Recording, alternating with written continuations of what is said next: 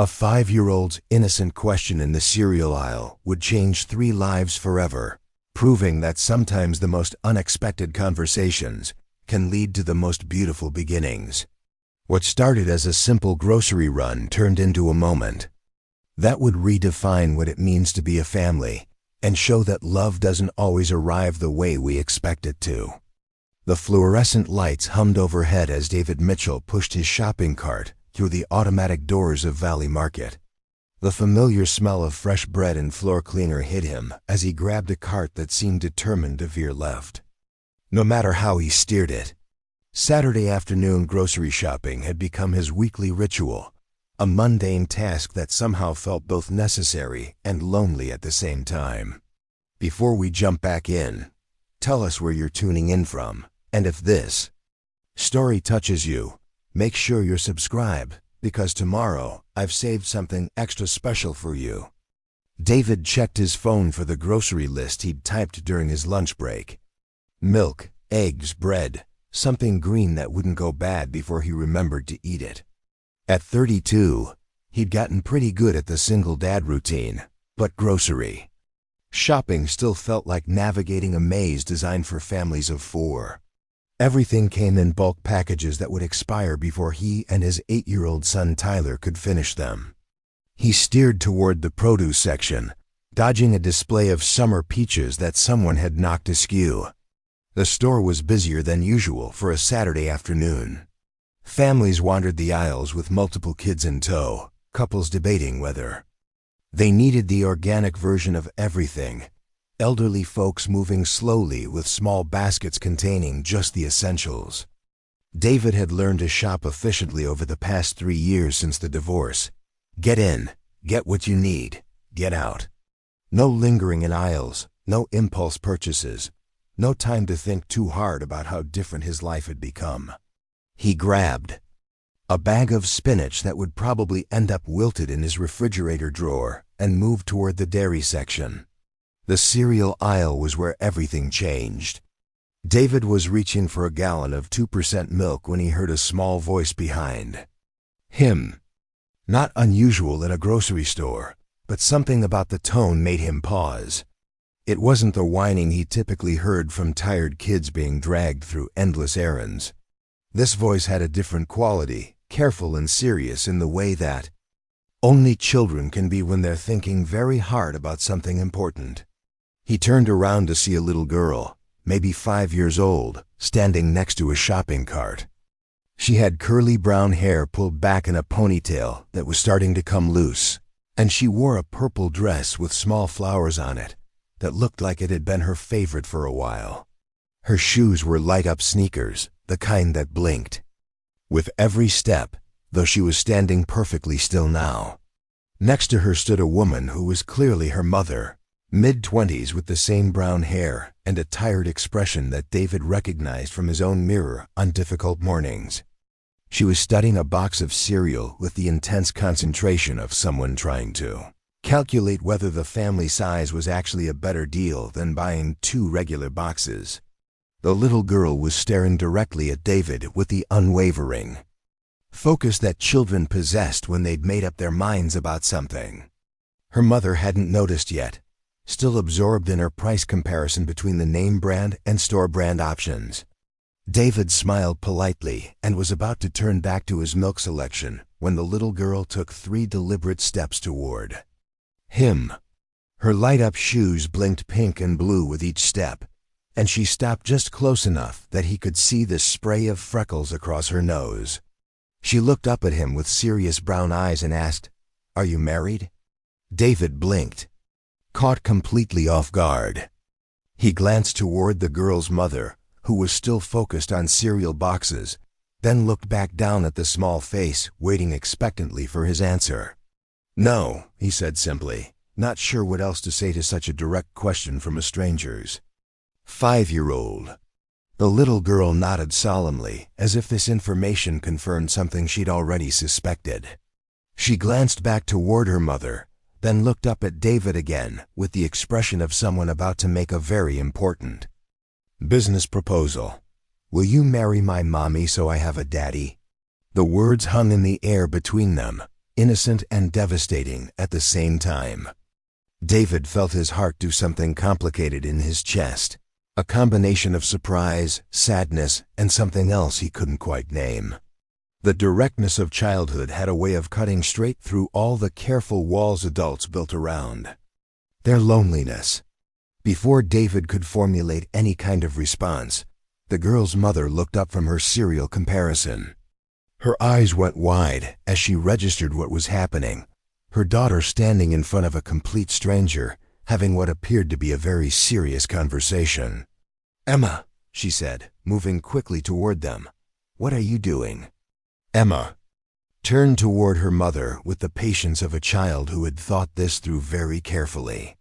"I asked the nice man if he would marry you so I could have a daddy. He's not married, so he's available." The woman's face flushed a deep red, and David could see the mortification spreading across her features like spilled wine. She reached for Emma's hand, clearly preparing to deliver apologies and remove her daughter from the situation as quickly as possible. But David surprised himself by kneeling down to Emma's level instead of stepping away. Something about the earnestness in her voice, the careful way she'd approached what was obviously a topic she'd been thinking about, made him want to treat her question with the seriousness she clearly felt it deserved. "That's a very important question," he said gently. "What made you think about asking me?" Emma's mother stood frozen, clearly torn between wanting to disappear into the floor and needing to intervene before her daughter said anything else that might traumatize innocent grocery shoppers. Emma considered his question with the gravity of a small philosopher. "Well, you seem nice. And you're shopping by yourself, which means you probably don't have a wife to cook for you. And you picked the milk with the purple top, which is the same kind Mommy always gets, so you have good taste." David couldn't help but smile at her logic. Those are all very good points. "Plus," Emma continued, warming to her subject, "you got down to talk to me instead of just walking away, which means you're the kind of person who listens to kids. That's important in a daddy." The simplicity of her reasoning was both heartbreaking and profound. David glanced up at Emma's mother, who was staring at her daughter with a mixture of pride and horror. She was clearly a woman who had been managing on her own for a while, and the dark circles under her eyes suggested that single parenthood wasn't any easier for her than it was for him.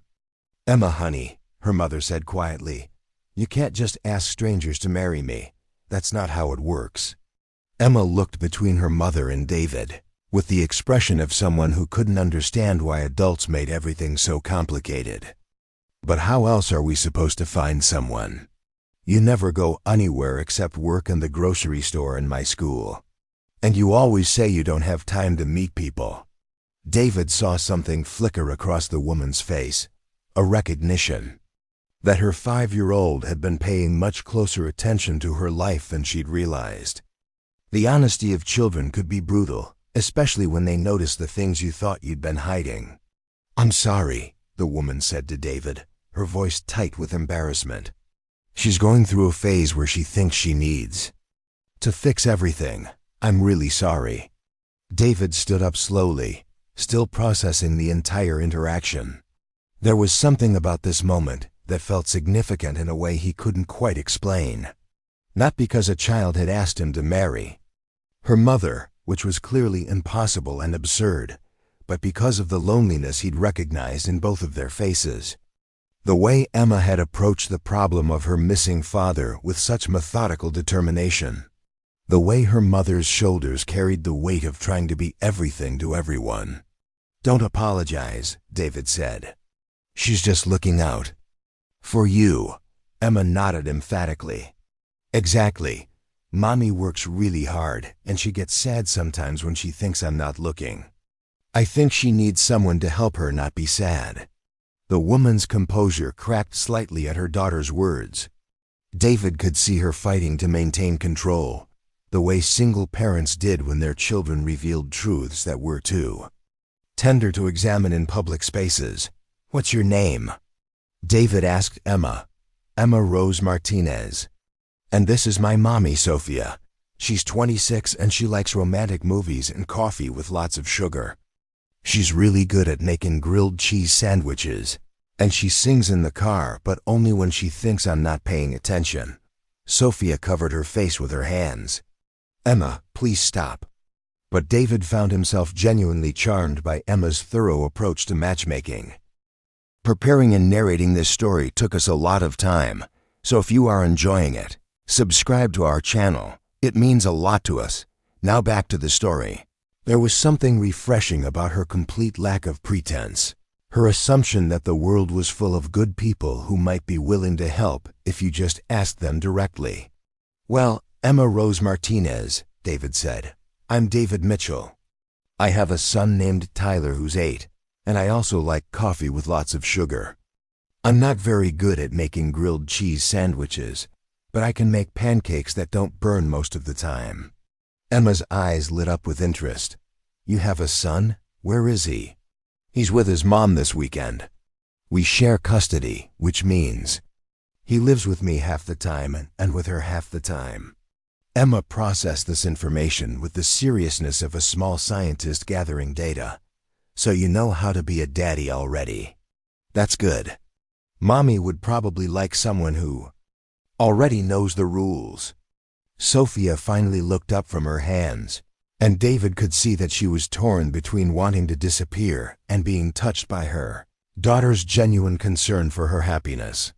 It was clear that Emma had been thinking about this problem for much longer than just the few minutes since she'd spotted David in the dairy aisle. Emma, Sophia said gently, Mr. David is just trying to do his grocery shopping. We shouldn't keep bothering him with our family business. But David didn't feel bothered. If anything, he felt more awake than he had in months. There was something about Emma's straightforward approach to life that made him want to engage, to see where this impossible conversation might lead. It's not a bother, he said. Actually, Emma, can I ask you something? Emma nodded eagerly. What made you decide that your mom needs someone? Did she tell you that? Emma shook her head. No, she always says we're a perfect team, just the two of us, but I see things. Like how she looks at families at the park when the daddies are pushing kids on swings, and how she gets quiet during the daddy-daughter parts of movies, and how she always says she's fine when people ask, but her voice gets a little squeaky when she says it. David looked at Sophia, who was staring at her daughter with the expression of someone who had just realized they'd been living with a tiny detective. The perceptiveness of children never ceased to amaze him. They noticed everything adults thought they were hiding. You're very observant, David told Emma. That's what my teacher says too. She says I pay attention to feelings, not just words. Sophia seemed to be recovering from her initial shock, though her face was still flushed with embarrassment. I really am sorry about this, she said to David. She's been asking a lot of questions lately about why some families have daddies and we don't. I've been trying to explain that families come in all different shapes, but apparently she's been working on her own solutions. David nodded, understanding the difficulty of those conversations. He'd had similar ones with Tyler about why mommy and daddy didn't live in the same house anymore, why some weekends were different from others, why grown-up problems sometimes changed the way families looked. How long has it been just the two of you? David asked, then immediately wondered if that was too personal a question for a grocery store encounter with strangers. But Sophia didn't seem to mind. Maybe there was something about the surreal nature of the situation that made normal social boundaries feel less important. Since she was 2, Sophia said, her father decided he wasn't ready for the responsibility. So it's been Emma and me, figuring it out together. Emma reached up and took her mother's hand. We're really good at figuring things out. But I think 2 people figuring things out is probably easier than 1 person figuring things out. That's just math. David couldn't argue with that logic. Single parenthood was essentially a constant math problem where the equations never quite balanced. There were never enough hours, never enough energy, never enough of yourself to go around. You're probably right about that, David said. Emma brightened at his agreement. So you'll think about it? Marrying Mommy? Sophia looked like she wanted to melt into the linoleum floor. Emma, that's not how marriage works. People have to know each other first. They have to fall in love. There are steps. Emma looked genuinely puzzled by this information. But how do you get to know someone if you don't start somewhere? And how do you fall in love if you never meet anyone new? The questions hung in the air, and David realized that Emma had stumbled onto one of the fundamental challenges of adult life. How do you meet people when your world has narrowed to work and parenting responsibilities? How do you make room for new relationships when you're barely managing the ones you already have? She has a point, David said, and Sophia looked at him with surprise. I mean, he continued quickly, not about the marriage part, but about how hard it is to meet people when you're a parent. I was just thinking the same thing about my own shopping list. Everything is designed for families or couples. Single people kind of fall through the cracks. Sophia nodded slowly, the loneliness of grocery shopping. I never thought about it that way, but you're right. Even buying food becomes a reminder that you're doing everything by yourself. There was a moment of recognition between them, too. Adults who had found themselves in similar circumstances, navigating the practical and emotional challenges of single parenthood. It wasn't romantic, but it was real in a way that felt surprisingly comfortable. Emma looked back and forth between them with satisfaction. See? You're already talking about feelings. That's step one.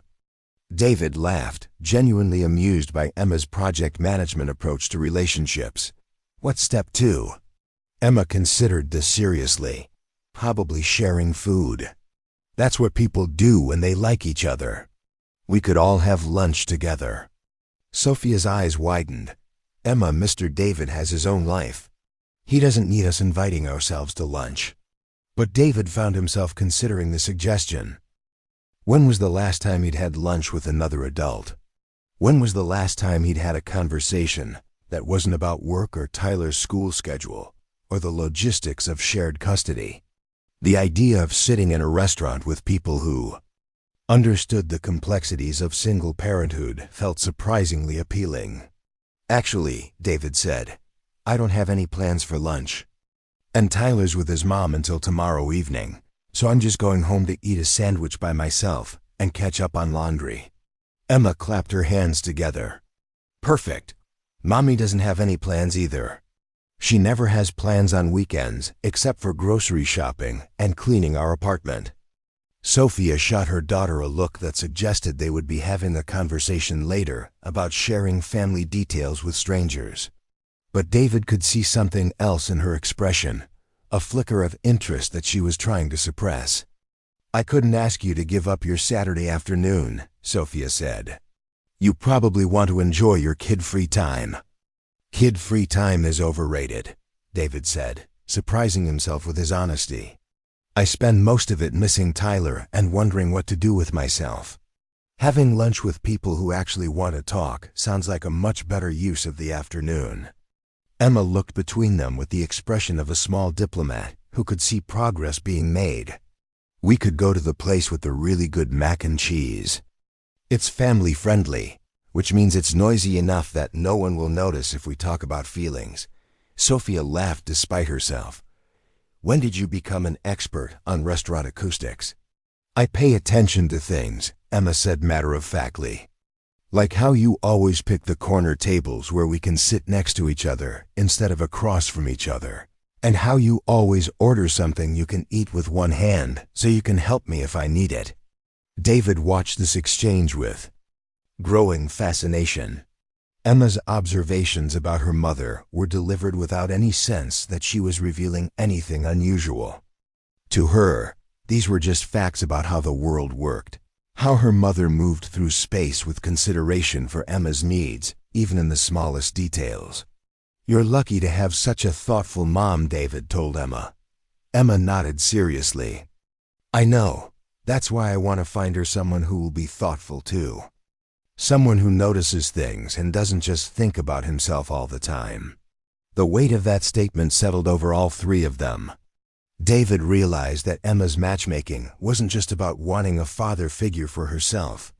She was worried about her mother, trying to solve the problem of Sophia's loneliness with the direct action that children employed when they saw something that needed fixing. Sophia was looking at her daughter with an expression that was part amazement, part heartbreak. It was clear that she hadn't realized how much Emma had been thinking about these things, how carefully she'd been observing Sophia's life and finding it wanting. "Okay," Sophia said quietly. "Lunch. If Mr. David is sure he doesn't mind spending his afternoon with two strangers who clearly have no sense of appropriate boundaries." Emma cheered, a sound of pure joy that made several other shoppers turn and smile. "This is the best grocery shopping trip ever." David found himself grinning at her enthusiasm. "Should we finish our shopping first? I still need eggs and something green." "We can shop together," Emma announced. "Like a family. Mommy always makes me help pick out the vegetables because she says I'm good at finding the ones that aren't yucky." Sophia looked mortified again. "Emma, Mr. David probably has his own system for shopping. We don't need to take over his entire afternoon." But David was already pushing his cart toward theirs. "Actually, I could use help with the vegetables. I have a terrible track record with produce. Tyler always complains that I buy things that go bad before we can eat them."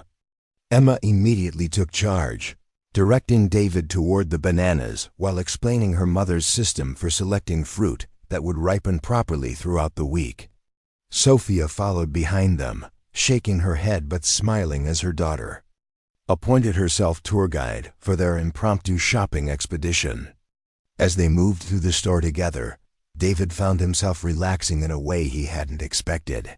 Emma's chatter filled the spaces that would normally be occupied by his own thoughts about everything he needed to accomplish, all the ways he was probably failing at single parenthood, the persistent loneliness that had become the background soundtrack of his daily life. Sophia contributed practical advice about meal planning and shared the kind of shortcuts that came from years of trying to make grocery budgets stretch.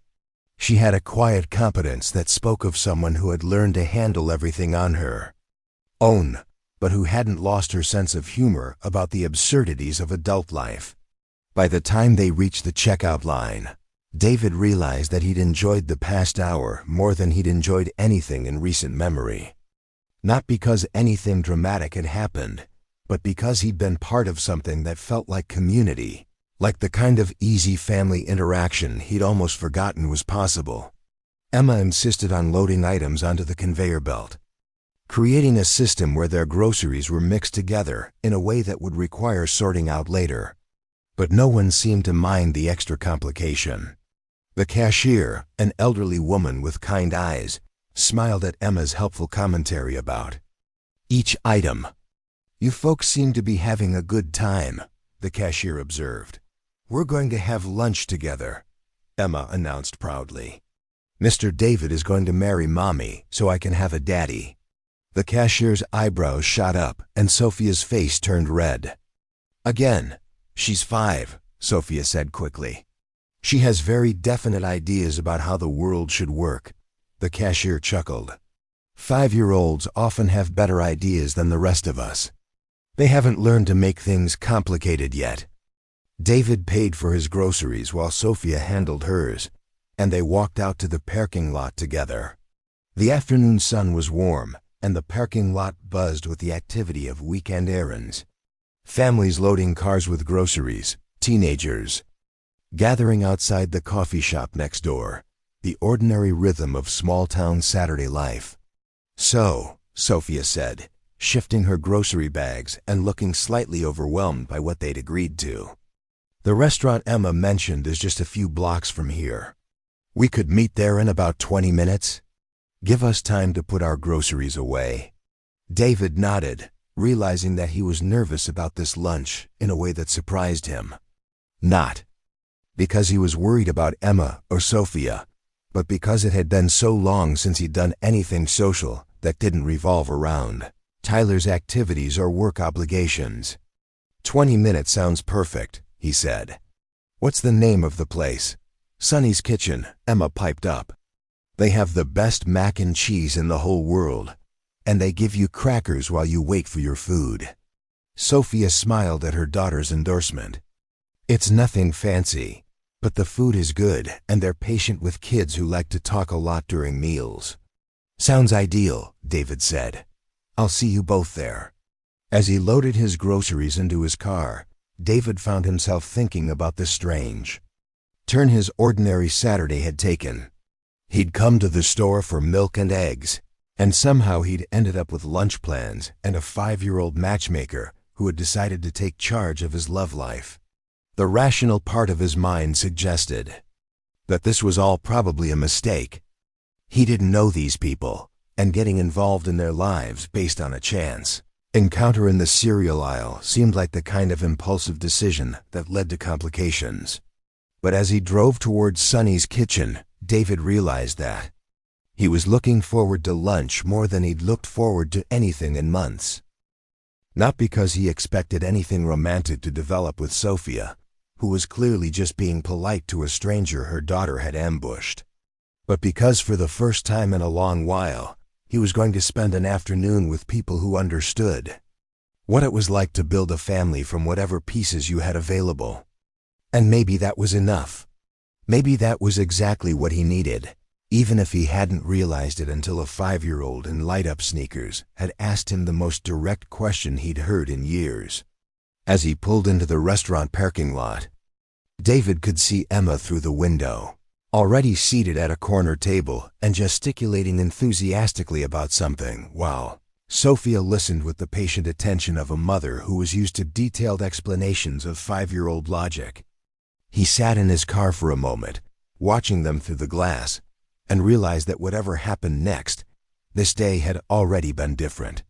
Emma had reminded him that the world was full of possibilities he'd stopped looking for, and that sometimes the most important conversations happened in those unexpected places.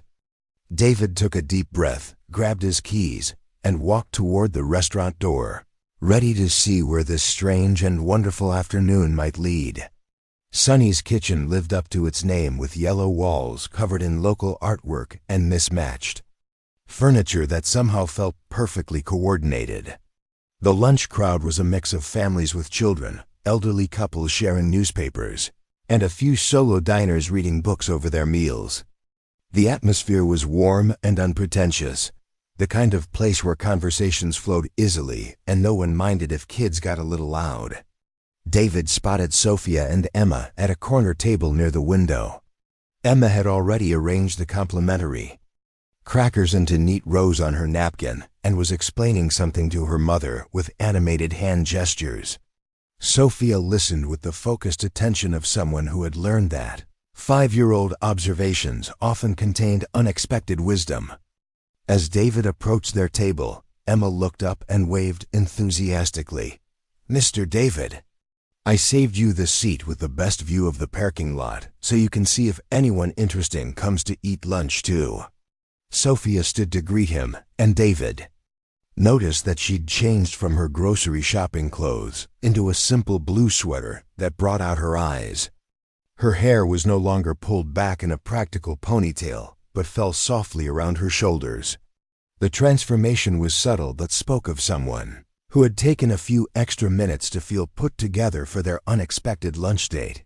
"I hope we didn't keep you waiting," David said as he settled into the chair Emma had designated for him. "We just got here," Sophia said. Emma insisted we needed to arrive early to secure the best table for important conversations. Emma nodded seriously. "Strategic seating is very important for successful meetings. That's what they do on the business shows Mommy watches sometimes when she thinks I'm asleep." David grinned. "You've put a lot of thought into this lunch." "Planning is important," Emma said, then leaned forward conspiratorially. "I've been thinking about questions to ask you. Mommy says you should get to know someone before you make big decisions about them." Sophia's cheeks flushed pink. "Emma, honey, Mr. David didn't agree to an interview. He just agreed to have lunch. But David found himself curious about what Emma had come up with. What kind of questions? Emma pulled a small notebook from her backpack, the kind with a unicorn on the cover and pages that had probably been used for drawing as much as writing. She flipped through several pages of crayon artwork before finding what she was looking for. "Okay," she said, holding the notebook with the seriousness of a news reporter. "First question. What's your favorite color and why?" David considered this carefully. "Blue. The kind of blue like the sky right before sunset, when it's getting dark, but there's still light around the edges." Emma wrote this down with careful concentration, her tongue poking out slightly as she formed each letter. "That's a good answer. It's specific but not boring. Next question. If you could have any superpower, what would it be?" "Emma," Sophia interjected gently, "maybe we should order food first and then continue the interview?" But David was enjoying Emma's systematic approach. "I think I'd want the power to fix things that are broken. Not just mechanical things, but situations, feelings, relationships. The ability to see what's wrong and know how to make it better." Emma looked up from her notebook with wide eyes. "That's a really good superpower. Much better than flying. Or being invisible. What would your superpower be?" David asked her. Emma didn't hesitate. "I'd want to be able to make people feel safe. Like, if someone was scared or sad, I could just touch them and they'd know everything would be okay." The simple profundity of her answer caught David off guard. He glanced at Sophia, who was looking at her daughter with an expression of tender amazement. It was clear that Emma's empathy wasn't something she'd learned from books or movies, but a fundamental part of how she experienced the world. Their waitress appeared, a cheerful woman in her 50s who clearly knew Sophia and Emma well. "Hey, there, Martinez ladies, who's your friend?" "This is Mr. David," Emma announced. "He's going to marry Mommy so I can have a daddy." The waitress raised her eyebrows and looked at Sophia with barely concealed amusement. "Well, that's exciting news. Should I bring champagne to celebrate?" Emma is getting ahead of herself. Sophia said quickly, "We just met at the grocery store. This is our first conversation that doesn't involve cereal brands." "Ah," the waitress said with a knowing smile. "Those grocery store romances can be very romantic. I met my husband in the frozen food section 30 years ago. He was trying to decide between peas and green beans, and I offered my professional opinion." Emma perked up with interest. "Did you know right away that you wanted to marry him?" "Not right away," the waitress admitted. "But I knew he was the kind of man who would ask for advice instead of pretending he knew everything. That seemed like a good sign." David found himself thinking about that observation as they ordered their meals. Emma insisted on the mac and cheese she'd promised would be the best in the world. Sophia chose a soup and salad combination, and David went with the daily special, a pot roast that the waitress promised would remind him of Sunday dinners at his grandmother's house. After the waitress left, Emma returned to her notebook. "Next question. Do you like dogs or cats better?" "I like both," David said, "but I grew up with dogs. There's something about the way they're always happy to see you, no matter what kind of day you've had." "We want to get a dog," Emma said, glancing at her mother. "But our apartment doesn't allow pets. That's another reason Mommy should get married. Married people usually have houses with yards where dogs can live." Sophia laughed, though David could hear a note of weariness in it. "Emma has very practical reasons for most of her suggestions." "Practical is good," David said. "What kind of dog would you want?" Emma's face lit up. "A golden retriever. They're big enough to hug, but not so big they knock you over, and they're good with kids, and they have fluffy fur that feels nice when you're sad." "You've done your research," David observed. "I check out library books about dogs," Emma said proudly. "Mrs. Henderson at the library saves the new ones for me. She says I'm her best customer for dog books." Their food arrived, and conversation flowed more naturally as they ate. David learned that Sophia worked as a nurse at the county hospital, mostly night shifts that allowed her to be home with Emma during the day. It was a demanding schedule that left her perpetually tired, but it meant she rarely had to pay for childcare. Emma attended kindergarten at the local elementary school and had strong opinions about everything from playground politics to the proper way to organize a crayon box.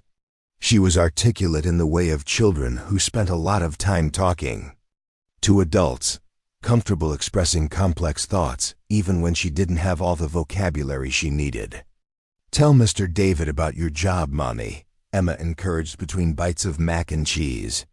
Sophia smiled at her daughter's prompting. "I work in the emergency room. It's challenging, but I like being able to help people when they're having the worst day of their lives." "She saves people," Emma added matter-of-factly. "Sometimes she comes home and she's extra quiet, and I know it's because someone couldn't be saved and she's sad about it." David was struck by Emma's awareness of her mother's emotional life. At 5, she was already attuned to the subtle signs of how Sophia's work affected her, and she carried that knowledge with the seriousness of someone who understood that grown-ups needed taken care of too. "That must be difficult work," David said to Sophia. "It can be," Sophia admitted. "But it's also rewarding. There's something about being present for people during their most vulnerable moments. You get to see how strong people can be, how they take care of each other." "What do you do?" Emma asked David, then consulted her notebook. That was question number 5. "I'm a high school guidance counselor," David said. "I help teenagers figure out what they want to do after graduation, and sometimes I help them work through problems they're having at home or with friends." Emma considered this information seriously. "So you help people too. That's good. Mommy needs someone who understands about helping people." David was beginning to understand that Emma's matchmaking wasn't random. She'd been observing her mother's life carefully, thinking about what kind of person might complement Sophia's strengths and understand her challenges. "Do you like teenagers?" Emma asked. "Some grown-ups think they're annoying." "I do like them," David said. "They're figuring out who they want to be, which is exciting and scary at the same time.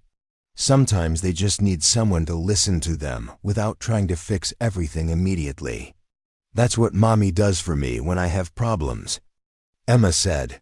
"She listens first and then helps me think of solutions." Sophia looked touched by her daughter's observation. "Thank you, sweetheart. That's a nice thing to say." As they continued eating, David found himself genuinely enjoying the conversation. Emma's questions were thoughtful and revealed as much about her own values as they did about his answers. Sophia contributed observations that showed her intelligence and sense of humor, though she remained slightly reserved, as if she was still processing the surreal nature of their situation. "Question number 7, Emma announced, flipping to a new page in her notebook. "What makes you happy?"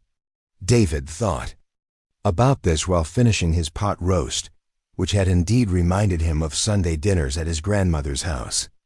"Time with my son, Tyler, helping a student figure out what they're passionate about, fixing things that seemed impossible to repair, good food shared with interesting people." He looked meaningfully at Sophia and Emma as he said the last part, and Sophia smiled, some of her reserve melting away. "What makes you sad?" Emma continued. "When people give up on themselves. When kids don't have adults who believe in them. When good people have to struggle alone with problems that would be easier to solve if they had help." Emma wrote this down carefully, then looked up at him with an expression of someone who had confirmed an important hypothesis. "You think about other people a lot." "I try to," David said. "Mommy does too. Sometimes I think she thinks about other people more than she thinks about herself." Sophia reached over and smoothed Emma's hair affectionately. "That's what parents do, honey. We think about our kids first." "But who thinks about the parents?" Emma asked with the directness that only children possessed. The question hung in the air, and David saw Sophia's composure waver slightly. It was clear that Emma had identified something that Sophia tried not to acknowledge: the loneliness of being the adult who always had to have the answers, who carried everyone else's worries without having anyone to share her own. "That's a very wise question," David said to Emma. "Parents need people to think about them too." Emma nodded with satisfaction. "Exactly. That's why I'm working on this project." After lunch, they walked outside into the warm afternoon sun. The parking lot was busier now, families finishing late lunches and heading off to weekend activities. David found himself reluctant to end the afternoon, though he wasn't sure what would be appropriate to suggest next. Emma solved his dilemma by asking, "Do you want to come see our apartment? It's really close, and I could show you my room and my books about dogs." Sophia looked mortified. "Emma, Mr. David probably has things he needs to do. We can't just keep taking up his whole day." But David realized that he didn't want the afternoon to end either. There was something comfortable about being with Sophia and Emma, a sense of belonging that he hadn't felt in a long time. Not romantic belonging, exactly, but the simple pleasure of being part of a conversation that mattered, of feeling useful and appreciated. "I'd like to see your books," David said to Emma, "and I don't have anything pressing to do today." Emma cheered, and Sophia looked at him with a mixture of gratitude and uncertainty. "Are you sure? She has a lot of books, and once she starts showing them to you, you might be there for hours." "Hours sounds perfect," David said, and he meant it. They drove the few blocks to Sophia's apartment complex, a modest building that had seen better days, but was well maintained and surrounded by mature trees.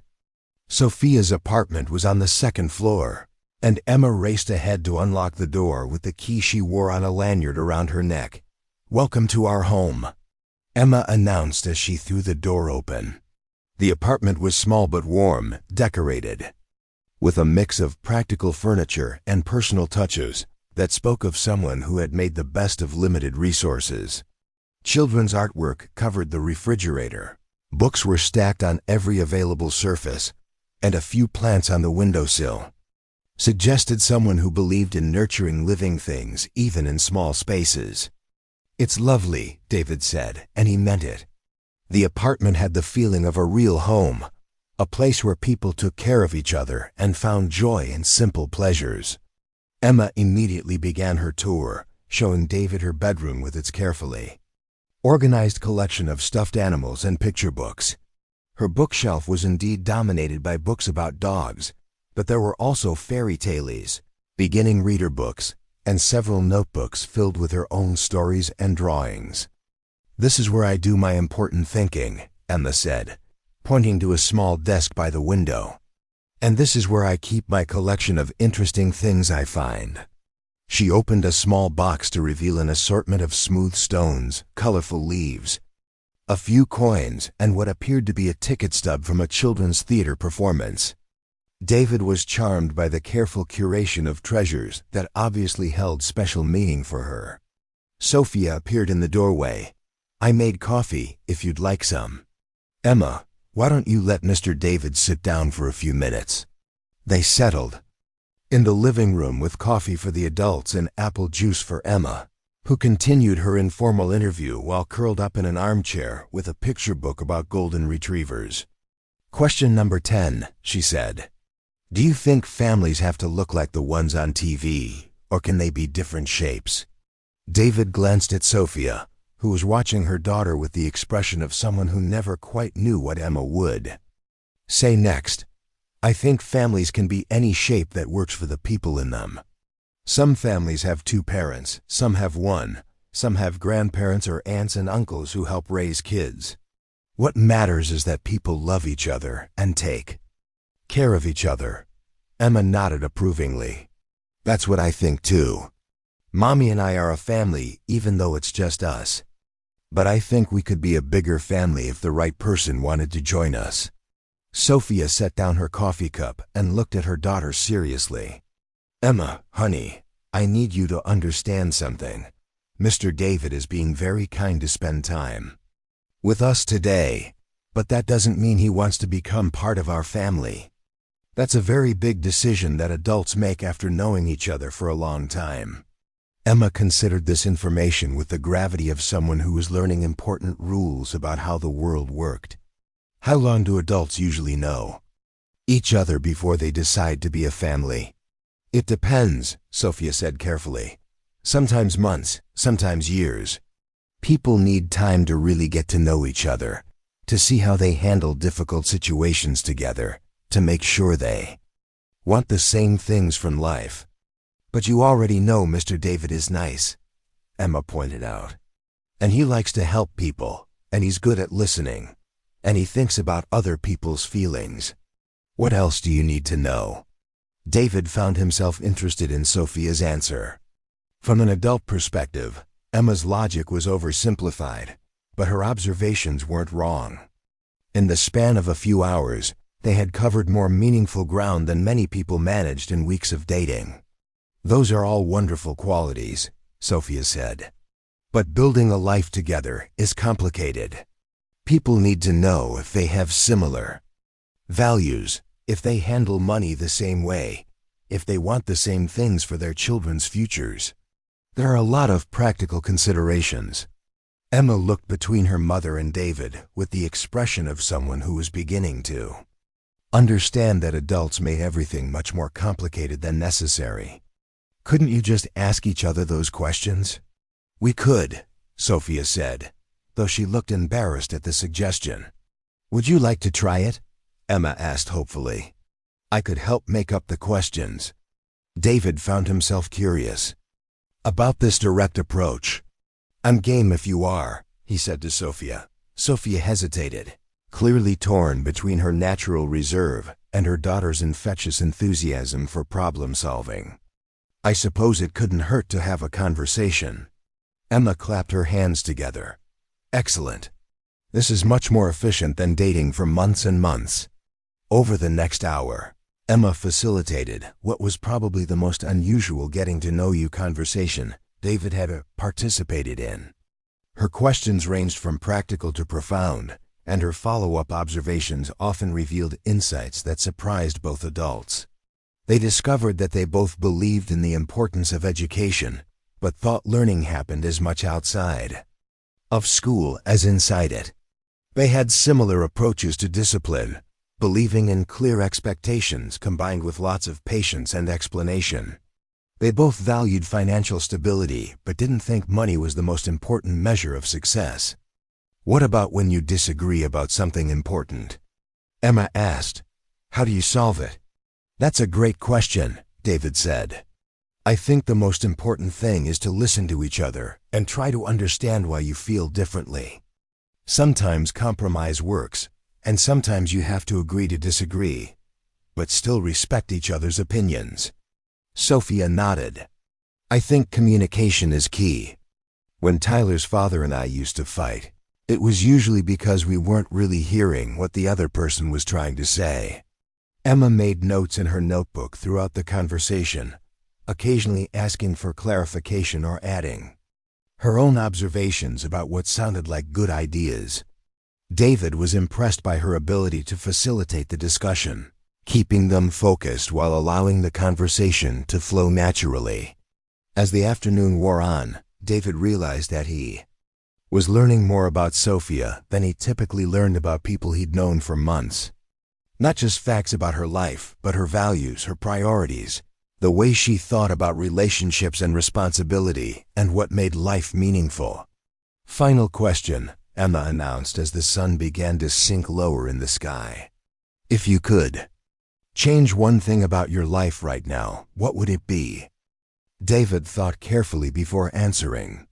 I'd want Tyler to feel more secure about the changes in our family. Divorce is hard on kids, and I wish I could take away the worry he sometimes carries about whether his mom and I will both always be there for him. Sophia's expression softened. That's a beautiful answer. For me, I think I'd want Emma to have more stability. Not just financial stability, though that would be nice, but the kind that comes from having a community of people who care about her, who will be consistent presences in her life as she grows up. Emma looked at both of them with an expression of deep satisfaction. See, you both want the same thing. You want your kids to feel safe and loved and not worried about grown-up problems. David felt something shift in his chest as he recognized the truth in Emma's observation. Despite the different specifics of their situations, he and Sophia were both trying to solve the same fundamental challenge: how to give their children the security and love they needed while managing the practical and emotional demands of single parenthood. "You're very wise," he told Emma.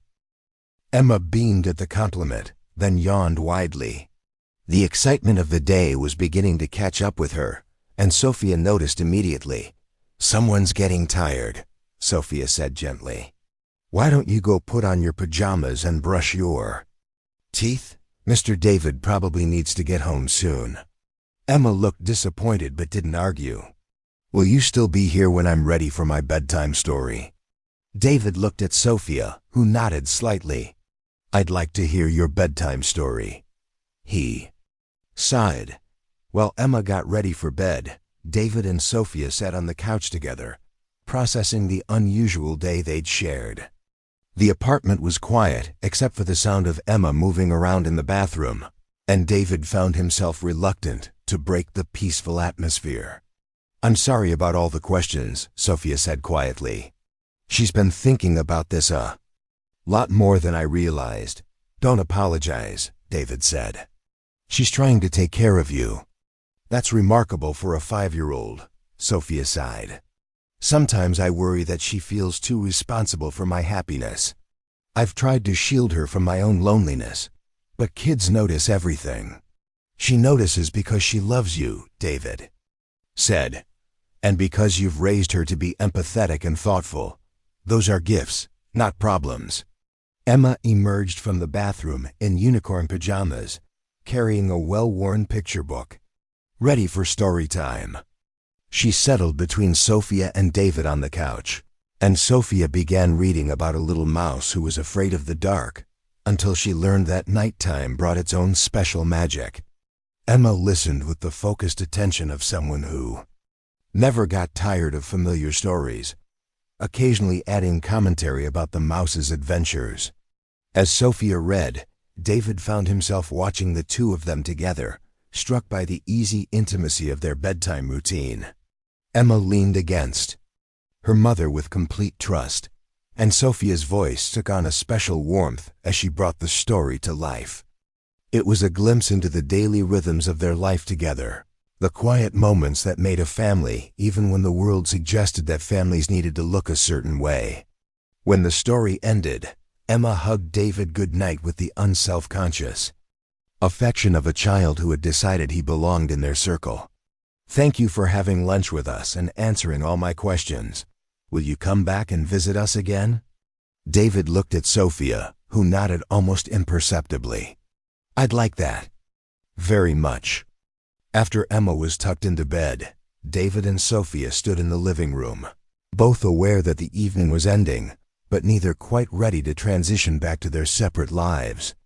"This has been the most unusual Saturday I've had in years," Sophia said with a smile.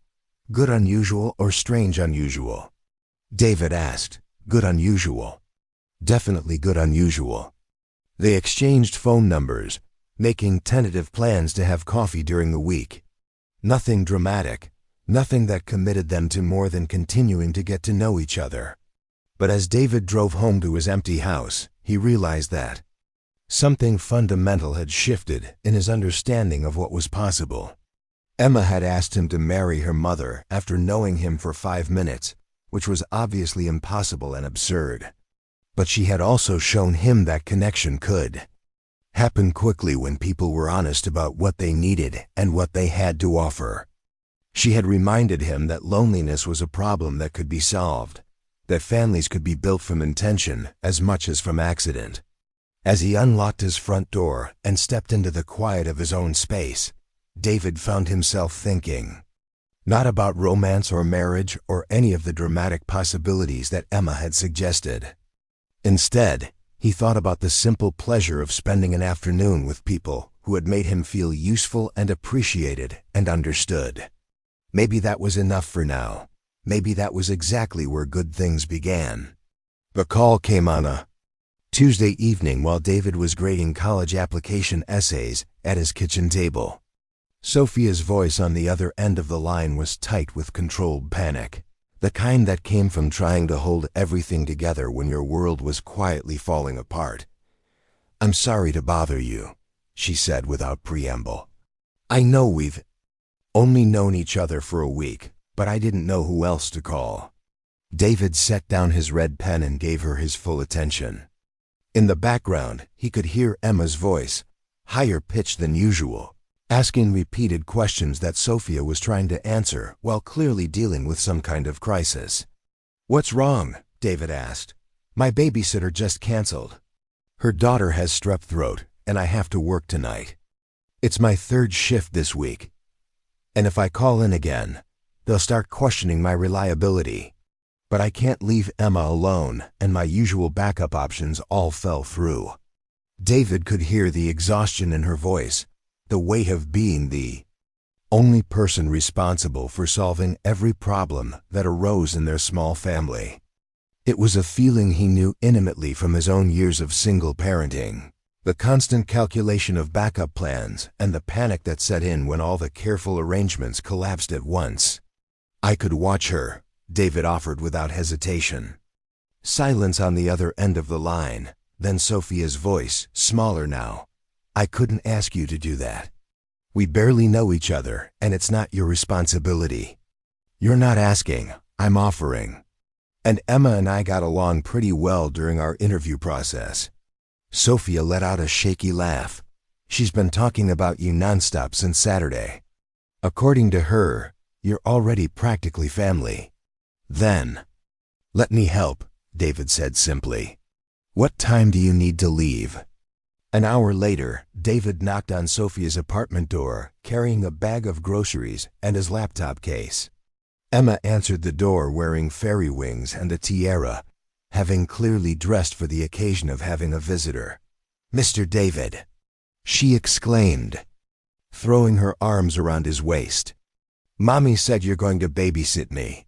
I've never had a man babysitter before." Sophia appeared behind her daughter, dressed in scrubs and looking frazzled but grateful. Her hair was pulled back in a practical ponytail, and she carried the kind of oversized bag that suggested someone who needed to be prepared for 12-hour shifts, dealing with whatever chaos the emergency room might bring. "You're a lifesaver," she said to David. "I owe you dinner or coffee, or probably both." "You don't owe me anything," David said. "This is what friends do." The word friends hung in the air between them, and David realized it was the first time either of them had defined what they were to each other. Not potential romantic partners, despite Emma's matchmaking efforts, but people who had chosen to care about each other's well-being. Sophia showed him around the apartment, pointing out emergency numbers on the refrigerator, Emma's bedtime routine, and the location of snacks and first aid supplies. Her instructions were thorough but hurried, the checklist of a parent who had learned that preparing for every contingency was the only way to maintain any sense of control. "She can watch one movie before bed, nothing scary. She likes to help make her own snacks, but don't let her talk you into ice cream for dinner. She's very persuasive when she wants to be. And if she asks you any more questions about marrying me, just redirect the conversation to something else." Emma, who had been listening to these instructions while organizing her art supplies on the coffee table, looked up with interest. "Why would I ask about that?" "I already know Mr. David is considering it. Now I'm working on other projects." Sophia and David exchanged glances. "Other projects?" Sophia asked cautiously. "I'm making a book about our friendship," Emma announced proudly, "with pictures and stories about all the things we do together. Mrs. Henderson at the library said it would make a good present for people you care about." Sophia's expression softened. "That's a lovely project, sweetheart. You can show Mr. David while I'm at work." After Sophia left, David settled into the rhythm of an evening with Emma. She was an easy child to spend time with. content to show him her various collections and explain the complex rules of the game she'd invented for her stuffed animals.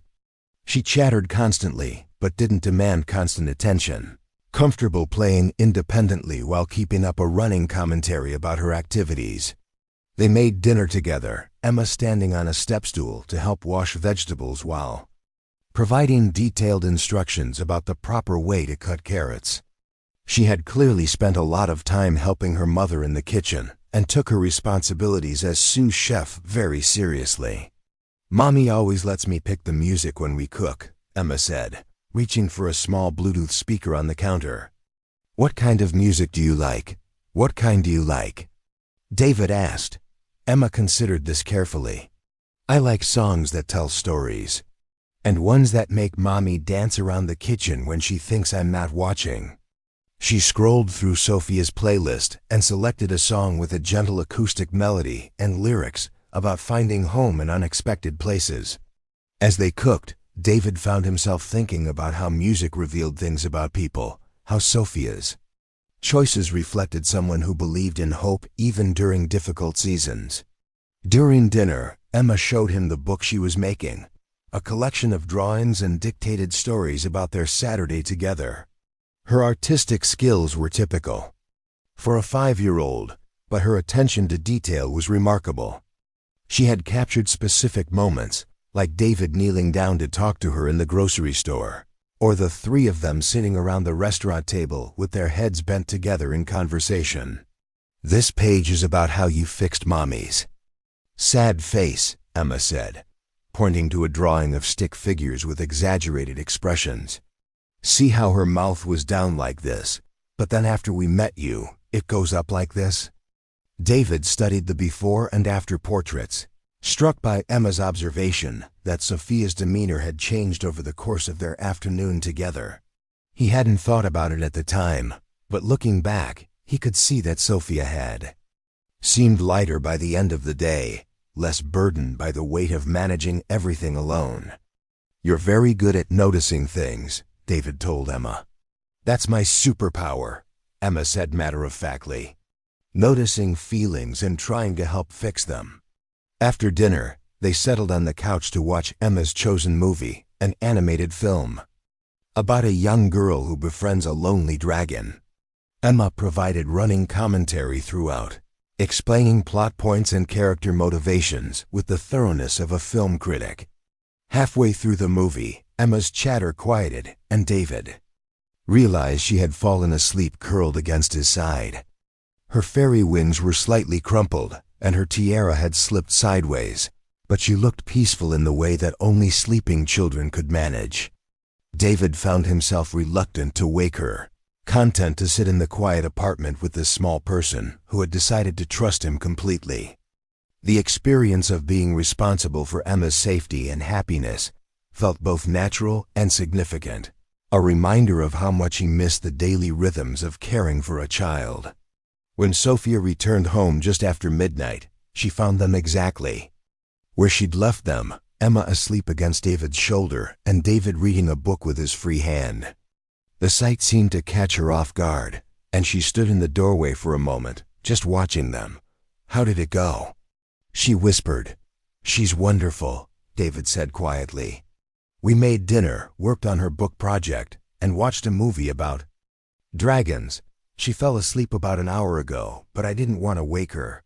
Sophia's expression was soft with gratitude and something else David couldn't quite identify. "Let me get her to bed." She lifted Emma gently, and the little girl stirred just enough to mumble, "Night, Mr. David," before settling back into sleep in her mother's arms. David watched Sophia carry her daughter down the hallway, struck by the tenderness of the moment and the easy competence with which Sophia handled the transfer. When Sophia returned, she looked exhausted but relieved to be home. She had changed out of her scrubs into comfortable clothes, and her hair fell loose around her shoulders in a way that made her look younger and less burdened. "Thank you," she said, settling onto the couch beside him. "You have no idea how much this meant to me." I was starting to panic about what I was going to do. "It was my pleasure," David said, and he meant it. Emma's great company. She showed me her book project and explained the entire plot of 3 different movies during dinner. Sophia laughed. She's very thorough in her explanations. Sometimes. I think she talks more in one day than I do in a week. They sat together in the comfortable quiet of the apartment, both aware that something had shifted during the evening. David had proven himself trustworthy with the most important thing in Sophia's world, and Sophia had allowed herself to depend on someone else in a way that didn't come easily to her. "How was work?" David asked. Sophia sighed, running her hands through her hair. "Difficult. 3 car accident victims, a heart attack, and a domestic violence case that reminded me why I sometimes hate humanity. Nights like this make me question whether I'm strong enough for this job." David could see the weight she carried, not just from the physical demands of her work, but from the emotional toll of witnessing so much pain and trauma. "You helped save lives tonight. That's not nothing. Sometimes it doesn't feel like." "Enough," Sophia said quietly. "The heart attack patient didn't make it. His wife kept asking me if there was something more we could have done, and I didn't have a good answer for her." David recognized the particular exhaustion that came from caring deeply about people you couldn't always save. In his work with teenagers, he'd learned that helping others often meant carrying pieces of their pain, and that the weight of that responsibility could be overwhelming without the right support systems. "I'm sorry," he said simply. "That's a terrible loss." Sophia nodded, then looked at him with curiosity. "Do you ever have days like that? When the problems your students bring you feel too big to solve?" "All the time," David admitted. "Last month, I had a senior who was planning to drop out because her family needed her to work full-time to help pay rent. Brilliant kid, full scholarship to college, but she felt like she didn't have a choice. I spent weeks trying to find alternatives, but sometimes the math just doesn't work out the way you want it to." "What happened?" "We found her a work-study program that would let her help her family while still going to school. But it was close. And there are others I haven't been able to help as much as I'd like." Sophia studied his face in the dim lamplight. "You care about them. Too much, probably. My ex-wife used to say I brought everyone else's problems home with me." "I don't think caring too much is really a problem," Sophia said. "The world needs more people who are willing to lose sleep over other people's well-being." There was something in her voice that made David think she understood the cost of caring deeply, the way it could drain you and refill you at the same time. They were both people who had chosen professions that required emotional investment, and the recognition of that shared experience created a different kind of intimacy than romantic attraction. "Emma asked me something tonight," David said, changing the subject. "She wanted to know if Tyler would like her when he meets her. She's worried that he might not want to share me with another kid." Sophia's eyebrows rose. "She's thinking about Tyler?" "Apparently she's been thinking about how families blend together. She asked very specific questions about what Tyler likes to do and whether he's the kind of big brother who would be patient with someone younger." "What did you tell her?" "That Tyler is kind and curious, and that anyone who meets Emma is going to think she's pretty amazing. But she seemed to be working on some kind of plan in her head." Sophia shook her head with fond exasperation. "She's always planning. Last week she drew a diagram of how we could rearrange our apartment to make room for a dog, complete with measurements and a cost analysis of dog food." "She's remarkable," David said. "You've raised an incredible kid." "Most days I feel like I'm just trying to keep up with her," Sophia admitted. "She thinks faster than I do, and she notices things I miss. Sometimes I worry that she's too wise for her own good." David understood that concern. Emma's emotional intelligence was a gift, but it also meant she carried awareness of adult struggles that most 5-year-olds were sheltered from. The balance between protecting childhood innocence and honoring a child's natural empathy was delicate. "She's lucky to have you," David said. She feels safe enough to care about other people because she knows you're taking care of her. Sophia looked at him with an expression that was grateful but also questioning, as if she was trying to figure out how he had understood something about her parenting that she rarely saw reflected back to her. Thank you for saying that. Most days I feel like I'm making it up as I go along. We all are, David said. The parents who look like they have it all figured out are just better at hiding their uncertainty. They talked until nearly 2 in the morning, sharing stories about their children, their work, their fears about whether they were doing enough or doing it right. The conversation had the quality of a confessional, 2 people who had been carrying their responsibilities alone finally finding someone who understood the weight. When David finally left, Sophia walked into the door with an expression that was tired but peaceful. Thank you again for tonight, for all of it. Anytime, David said, and he meant it more than he had expected to. As he drove home through the empty streets, David found himself thinking about the evening not as babysitting or as a favor to a friend, but as a glimpse into what it might feel like to be part of a family again. Not the family he had lost through divorce, but something new and different, built from choice rather than obligation. The next morning, David woke to a text message from Emma, sent from Sophia's phone. It was a photo of a new page in her book project, a drawing of David reading on the couch with a sleeping Emma curled against his side. At the bottom, in Emma's careful handwriting, were the words, "Mr. David takes good care of people too." David stared at the image for a long time, struck by Emma's ability to capture the significance of ordinary moments. She had seen something in that simple scene that felt important, worth documenting and remembering. He saved the photo to his phone and found himself looking at it several times throughout the day, each time feeling a pull towards something he hadn't known he was missing. Not romance, exactly, but belonging. The sense that his presence had mattered to people who were becoming increasingly important to him. That afternoon, he received another text, this one from Sophia herself. Emma wants to know if you'd like to come to her school's family fun night on Friday. Fair warning, it involves carnival games, face painting, and probably more sugar than any adult should consume. David typed back without hesitation, wouldn't miss it. As he hit send, David realized that somewhere in the space of a week, his definition of family had begun to expand. Emma's original question about marriage had seemed impossible and absurd, but her deeper instinct about what they all needed had proven remarkably accurate. They weren't a family in any traditional sense, but they were becoming something. People who showed up for each other, who shared responsibilities and worries and small victories. People who had chosen to care about each other's well-being without guarantees about where that caring might lead.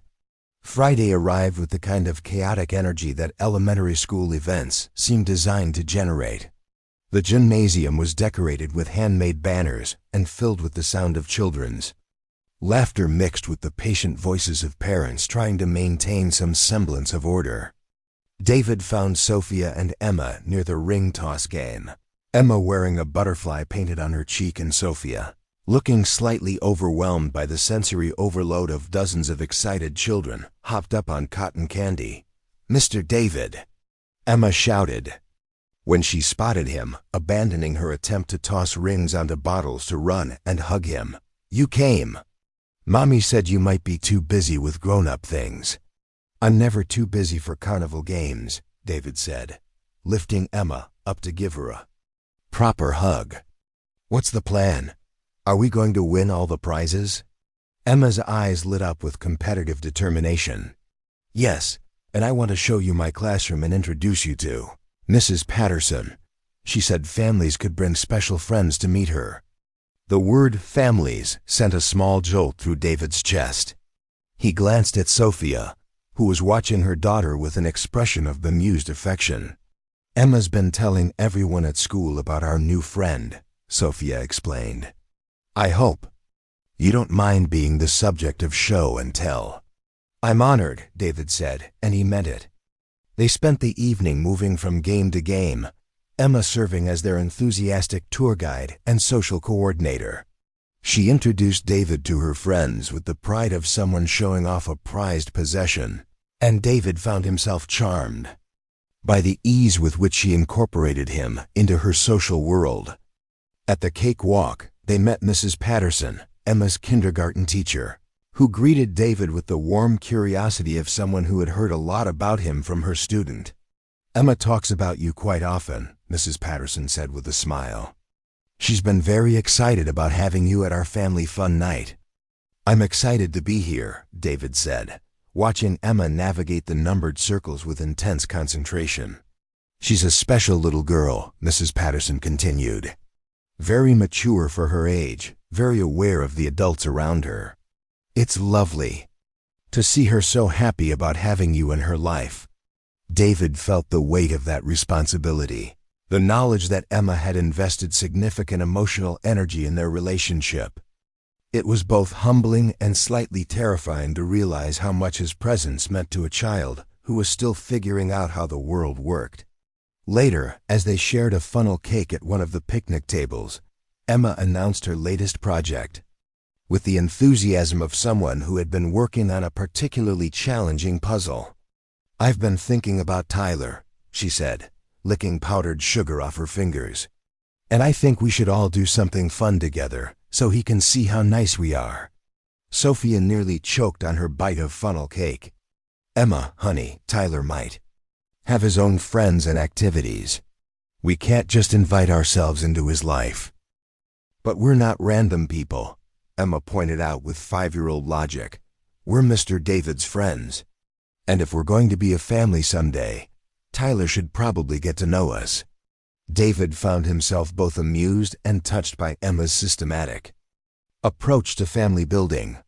She had clearly been thinking about the practical aspects of blending their lives, approaching it with the same methodical planning she applied to everything else.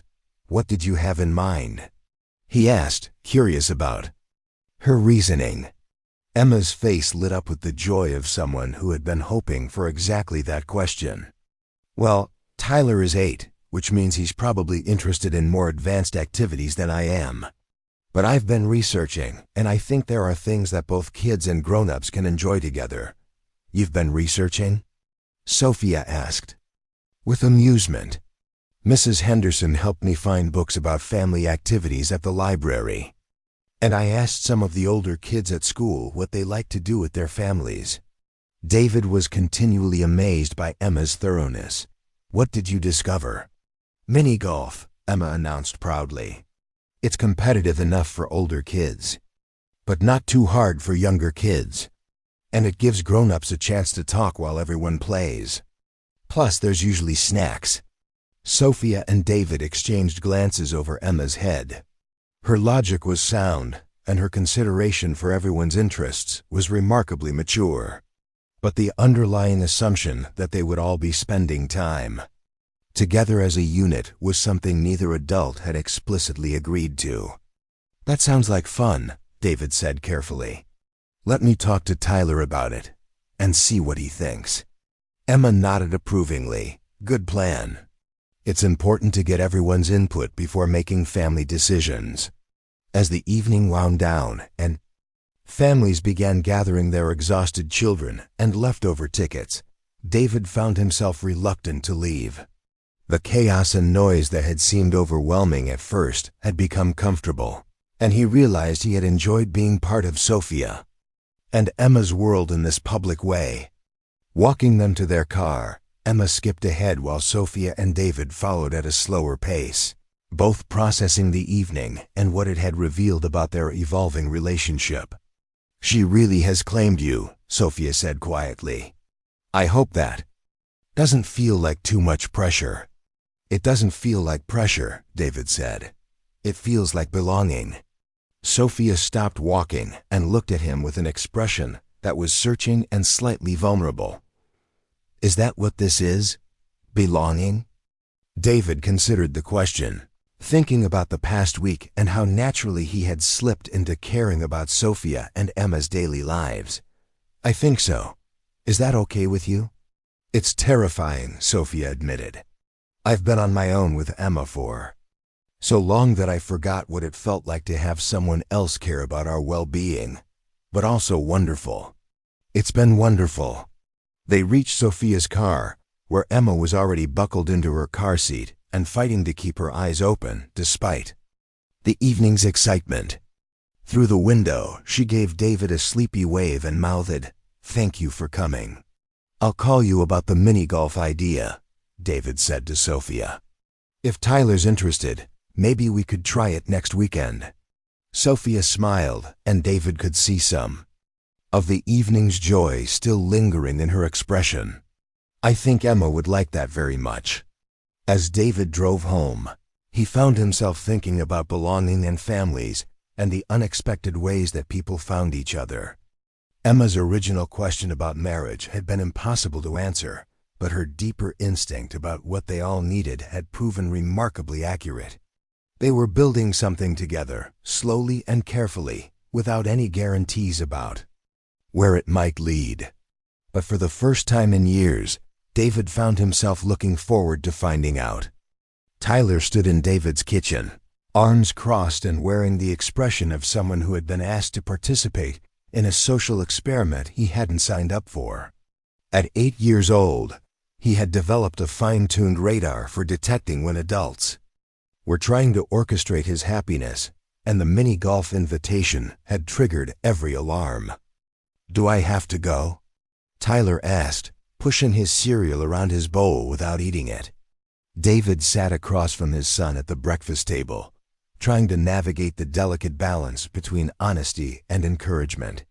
Tyler had been back from his mother's house for 2 days, and David could see the familiar signs of adjustment that came with transitioning between homes, between different sets of rules and expectations.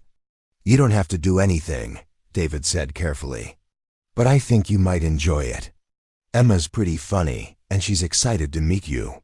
Tyler looked up from his cereal with the skeptical expression of someone who had learned that adult enthusiasm often translated into kid obligations. "Is she one of those little kids who follows you around and asks a million questions?" David considered this. "She does ask a lot of questions, but they're usually pretty interesting questions. About what? About how things work, about what people are thinking, about why families look different from each other. She's curious about everything." Tyler processed this information while taking a reluctant bite of cereal. "And her mom is the one you've been talking to?" "Sophia, yes. Are you dating her?" David paused, struck by how directly Tyler had cut to the heart of what was probably worrying him. At 8, Tyler had already lived through his parents' divorce, and the complicated emotions that came with watching them build separate lives. The introduction of new people into those lives represented potential for both joy and loss. "We're friends," David said honestly. "We like spending time together, and we help each other out when one of us needs it. But you might date her?" David met his son's eyes, recognizing the need for honesty even when the answer was complicated. "I don't know yet. Right now we're just getting to know each other and seeing what happens." Tyler nodded slowly, and David could see him processing this information with the seriousness of someone who understood that adult decisions affected everyone in the family. "What if I don't like them?" "Then we'll figure it out," David said simply. "Your feelings matter to me, Tyler, always." This seemed to satisfy Tyler enough that he finished his breakfast and agreed to the mini-golf outing, though his enthusiasm remained decidedly lukewarm. An hour later, they met Sophia and Emma at Golfland Adventure, a miniature golf course that had seen better days but maintained its charm through enthusiastic maintenance and creative hole designs. Emma had dressed for the occasion in a bright yellow sundress and sneakers with rainbow laces, and she practically vibrated with excitement as they approached. "Tyler," she called out, waving enthusiastically. "I'm Emma. I've been wanting to meet you forever." Tyler offered a polite but reserved wave in return. David could see him taking in Emma's energy and trying to decide whether it was overwhelming or endearing.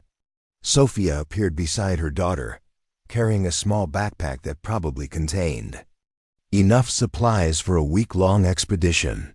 She smiled at Tyler with the warmth of someone who understood that first meetings could be intimidating. "Hi, Tyler," she said gently. "Emma's been very excited about today. She's been practicing her golf swing with a foam bat in our apartment." Emma nodded enthusiastically. "I'm probably not very good yet, but I'm a fast learner." "Tyler, do you like mini golf? Have you played before? What's your favorite color golf ball?" Tyler blinked at the rapid-fire questions, then glanced at David with an expression that seemed to say, "You weren't kidding about the questions." "I've played a few times," Taylor said cautiously. "I usually pick blue golf balls." "Blue is an excellent choice," Emma declared with the authority of someone who had given this topic serious consideration. "I was thinking pink, but now I'm wondering if we should coordinate our colors like a team." David watched this exchange with fascination, noting how Emma's enthusiasm was tempered by genuine interest in Tyler's preferences. She wasn't just talking at him but trying to include him in her decision-making process. They selected their golf clubs and balls, Emma choosing pink after all, but declaring that pink and blue made a very sophisticated color combination. Tyler remained quiet, but seemed to be warming slightly to Emma's commentary, especially when she asked for his advice about which club would work best for her height. The first few holes were tentative, with Tyler maintaining polite distance while Emma provided running commentary about everything from the windmill obstacle to the family of ducks in the nearby pond. Sophia and David followed behind, making their own attempts at the course while keeping an eye on how the children were navigating their introduction. "He seems like a thoughtful kid," Sophia said quietly as they waited for the children to complete hole number 4. "He's been through a lot of changes," David said. "He's learned to be cautious about new people and new situations." "That's understandable." Emma's the opposite. She assumes everyone will be wonderful until proven otherwise. They watched as Emma attempted to demonstrate the proper putting stance, narrating her technique while Tyler observed with the patience of someone who is beginning to find her enthusiasm amusing rather than overwhelming. "Look, Tyler," Emma called back to them. "I almost got a hole in one. Well, it was actually 5, but that's pretty close." Tyler smiled, a real smile, for the first time that day. "That's pretty good for someone who practices with a foam bat." Emma beamed at the compliment, and David felt something ease in his chest. Tyler was beginning to engage, to let down some of his guard and respond to Emma's genuine friendliness. By hole 7, Tyler was offering Emma advice about reading the slope of the green, and Emma was asking him questions about his school and his favorite subjects. Their conversation had the tentative quality of two people figuring out how to be friends, but it was happening naturally, without adult intervention. "Tyler, do you like science?" Emma asked as they approached the pirate ship hole. "Because I'm very interested in how things work, and I thought maybe you could explain some of the more advanced concepts to me." Tyler straightened slightly, clearly pleased to be asked for his expertise. "What kind of science? I'm really good at space stuff." Emma's eyes widened with genuine interest. "Space. I love space. Do you know about black holes?" "Because I read a book about them, but some of the words were too hard." For the next 10 minutes, Tyler explained black holes with the enthusiasm of someone who had found a receptive audience for his passion. Emma listened with rapt attention, asking follow-up questions that showed she was genuinely trying to understand rather than just being polite. David and Sophia exchanged glances, both recognizing the significance of watching their children connect over shared curiosity and mutual respect. "She's good with him," David said quietly. "He's patient with her," Sophia replied. "That's not something you can teach. Either kids have that instinct or they don't." As they continued through the course, the dynamic between Tyler and Emma shifted from cautious politeness to genuine friendship. Tyler began explaining the strategy behind different shots, and Emma started cheering for his successes with the Same enthusiasm she brought to everything else. At hole 14, Emma attempted a particularly challenging shot that required the ball to go up a ramp, around a loop, and down into a cup surrounded by obstacles. She lined up carefully, following Tyler's advice about stance and aim, and made her shot with intense concentration. The ball went up the ramp, around the loop, and dropped neatly into the cup. "Tyler!" Emma shrieked with joy. "Did you see that? I did it. I got it in." Tyler grinned widely. "That was awesome. You totally nailed it." Emma ran over and hugged him impulsively, and Tyler didn't pull away. Instead, he patted her back awkwardly but kindly, clearly pleased by her excitement and proud of his role in her success. David felt his throat tighten with emotion, watching his son embrace the role of big brother with such natural grace.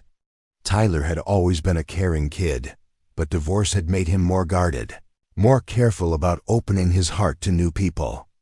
Seeing him let Emma in felt like watching a flower bloom after a long winter. After they finished the course, they settled at a picnic table outside the snack bar to share nachos and cold drinks. Emma had convinced Tyler to sit next to her so she could continue asking him questions about space, and Tyler seemed happy to be treated as an expert on such fascinating topics. "Tyler," Emma said, carefully extracting a chip loaded with cheese, "can I ask you something kind of personal?" Tyler looked slightly wary but nodded. "Do you like it when your dad is happy?" Tyler blinked, clearly not having expected such a direct question. "Yeah, of course." "Good," Emma said with satisfaction. "Because he seems really happy when he's with us. Like relaxed happy, not just polite happy." David felt Sophia's eyes on him and realized that Emma's observation was probably accurate.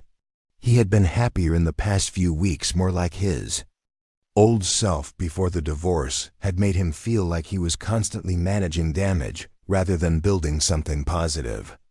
"Your dad's nice," Tyler said to Emma. "He listens to people, and he doesn't try to fix everything right away." Emma nodded seriously. "That's very important in a grown-up. Some adults think they know what you're feeling before you even tell them." Sophia laughed softly. "You two are quite the pair of philosophers." "We're just observant," Emma said matter-of-factly. "Tyler, do you think your dad gets lonely sometimes?" Tyler considered this question with the gravity of someone who had noticed more about adult emotions than the adults might prefer. "Sometimes. Especially on weekends when I'm at Mom's house. He gets really quiet and cleans things that don't need cleaning." David felt exposed by his son's accurate assessment of his coping mechanisms. Tyler had clearly been paying attention to patterns. David thought he'd been hiding. "My mom gets lonely too," Emma said. "She tries to hide it, but she gets this look when she thinks I'm not watching. Like she's thinking about things that make her sad." Sophia reached over and smoothed Emma's hair affectionately. "I'm not sad when I'm with you, sweetheart." "I know," Emma said. "But I think grown-ups need other grown-ups to talk to about grown-up things. Kids are good for some kinds of talking, but not all kinds." Tyler nodded in agreement. "Yeah, like when Dad gets worried about work stuff or money stuff. I can tell he wants to talk about it, but he doesn't want to worry me." David was struck by how perceptive both children were about the complexities of adult emotional life. They had identified something real about the limitations of parent-child relationships, the way adults had to maintain certain boundaries even with the people they loved most. "So," Emma continued, building to what was clearly her main point, "if both your dad and my mom get lonely, and they like spending time together, and they both like kids, maybe they should spend more time together. For everyone's benefit." Tyler looked at Emma with new respect. "You're pretty smart for a 5-year-old. "I'm almost 6, Emma corrected. "And I've been thinking about this problem for a while." David and Sophia exchanged glances across the picnic table, both amused and touched by their children's matter-of-fact assessment of their relationship. Emma and Tyler had cut through all the adult complications and arrived at a simple conclusion. The people they loved were happier together than apart. "What do you think, Tyler?" Emma asked. "Should we encourage them?" Tyler grinned, and David could see mischief sparking in his eyes. "I think they're probably smart enough to figure it out themselves. But maybe we could help by having more family activities like this." "Excellent thinking," Emma said approvingly. "What other activities do you think would be good for family bonding?" As Tyler and Emma began planning future outings with the enthusiasm of two kids who had decided to take charge of the adults in their lives, David felt a profound shift in his understanding of what was happening between them all. This wasn't just about him and Sophia figuring out whether they wanted to date. It was about four people who had found each other and were discovering that they worked well as a unit. Tyler and Emma had connected in a way that felt both natural and significant, and their easy friendship was creating space for the adults to explore their own relationship without the pressure of having to protect their children from disappointment. Later, as they walked back to their cars, Tyler fell into step beside David while Emma skipped ahead with Sophia. "Dad?" Tyler said quietly. "Yeah, buddy. I like them. Emma's funny, and Sophia seems really nice. If you want to spend more time with them, that's okay with me." David felt his chest tighten with gratitude for his son's generosity of spirit. "Thank you for saying that. Your opinion matters to me more than you know." Tyler nodded seriously. "Just promise me something. Anything. Promise me you won't try to force it to be perfect. Like, if we all hang out and it's good, that's great. But don't worry so much about making it special that you forget to just let it happen." David stopped walking and looked at his son with amazement. "When did you get so wise?" Tyler shrugged. "I pay attention to things. Plus, Emma's rubbing off on me already." That evening, after Tyler had gone to bed, David found himself sitting on his back porch with a beer and his phone, scrolling through the photos he'd taken during their mini-golf adventure. There were pictures of Emma celebrating her successful shots, Tyler explaining putting techniques with the seriousness of a professional instructor, and several shots of all four of them together that Sophia had insisted on taking. Looking at the images, David could see what Emma had observed about his happiness. In every photo, he looked relaxed and genuine in a way he hadn't seen in his own face for months. Not the careful smile he wore for work functions, or the patient expression he maintained during difficult co-parenting conversations, but real joy. His phone buzzed with a text from Sophia. "Emma wanted me to tell you that today was the best day ever and that Tyler is officially approved for our family. She's already planning your next adventure." David smiled and typed back. Tyler said pretty much the same thing. "I think we might be in trouble." "The best kind of trouble," Sophia replied. "Thank you for today. For letting us into Tyler's world. Thank you for sharing Emma with us. She's extraordinary. She gets that from her mom," David typed, then deleted it, then typed it again and hit send before he could overthink it. A few minutes passed before Sophia replied, "You're going to make me cry with texts like that. Good tears or bad tears?" "The very best kind." David set his phone aside and looked up at the stars, thinking about families and how they formed. Not through grand gestures or perfect planning, but through small moments of connection, through children who saw clearly what adults made complicated, through the simple decision to keep showing up for people who mattered. Emma's original question about marriage had seemed impossible when she'd asked it in the grocery store 3 weeks ago. But sitting in his backyard, thinking about the easy way Tyler and Emma had become friends, about the comfortable conversations he'd been having with Sophia, about the way they all seemed to fit together like pieces of a puzzle no one had known they were assembling, David began to think that maybe Emma's instincts had been right from the beginning. Not about marriage, necessarily, not yet, but about the possibility that families could be built from intention and care, that loneliness was a problem that could be solved by people brave enough to be honest about what they needed and generous enough to offer what they had. The next Saturday, David woke to find Tyler already dressed and eating breakfast, clearly preparing for something. "What's the plan today?" David asked, pouring himself coffee. "Emma invited us to go to the farmer's market with them," Tyler said around a mouthful of toast. "She says there's a guy there who makes balloon animals, and she wants to see if he can make a space shuttle." David grinned. "A space shuttle balloon animal sounds pretty ambitious. That's what I told her. But she seems to think if you ask nicely and explain why it's important, people will try to help you with almost anything." "She's probably right about that," David said, thinking about Emma's approach to life and how it had already changed his own perspective on what was possible. "Dad," Tyler said as they got ready to leave. "Yeah, I've been thinking about what Emma said yesterday. About grown-ups needing other grown-ups to talk to." David waited, recognizing that Tyler was working up to something important. "I think you should ask Sophia to be your girlfriend," Tyler said simply. "I mean, if you want to. But I think you do want to, and I think she wants you to, and Emma definitely wants you to. So maybe you should just ask instead of waiting for the perfect time or whatever." David stared at his son, once again amazed by Tyler's ability to cut through complexity and arrive at practical solutions. "You think I should just ask her?" "Yeah, the worst she can say is that she's not ready yet. But I don't think that's what she say." "What do you think she say?" Tyler grinned. "I think she say yes, and then Emma will probably plan your first official date." As they drove to meet Sophia and Emma at the farmer's market, David found himself thinking about his son's advice.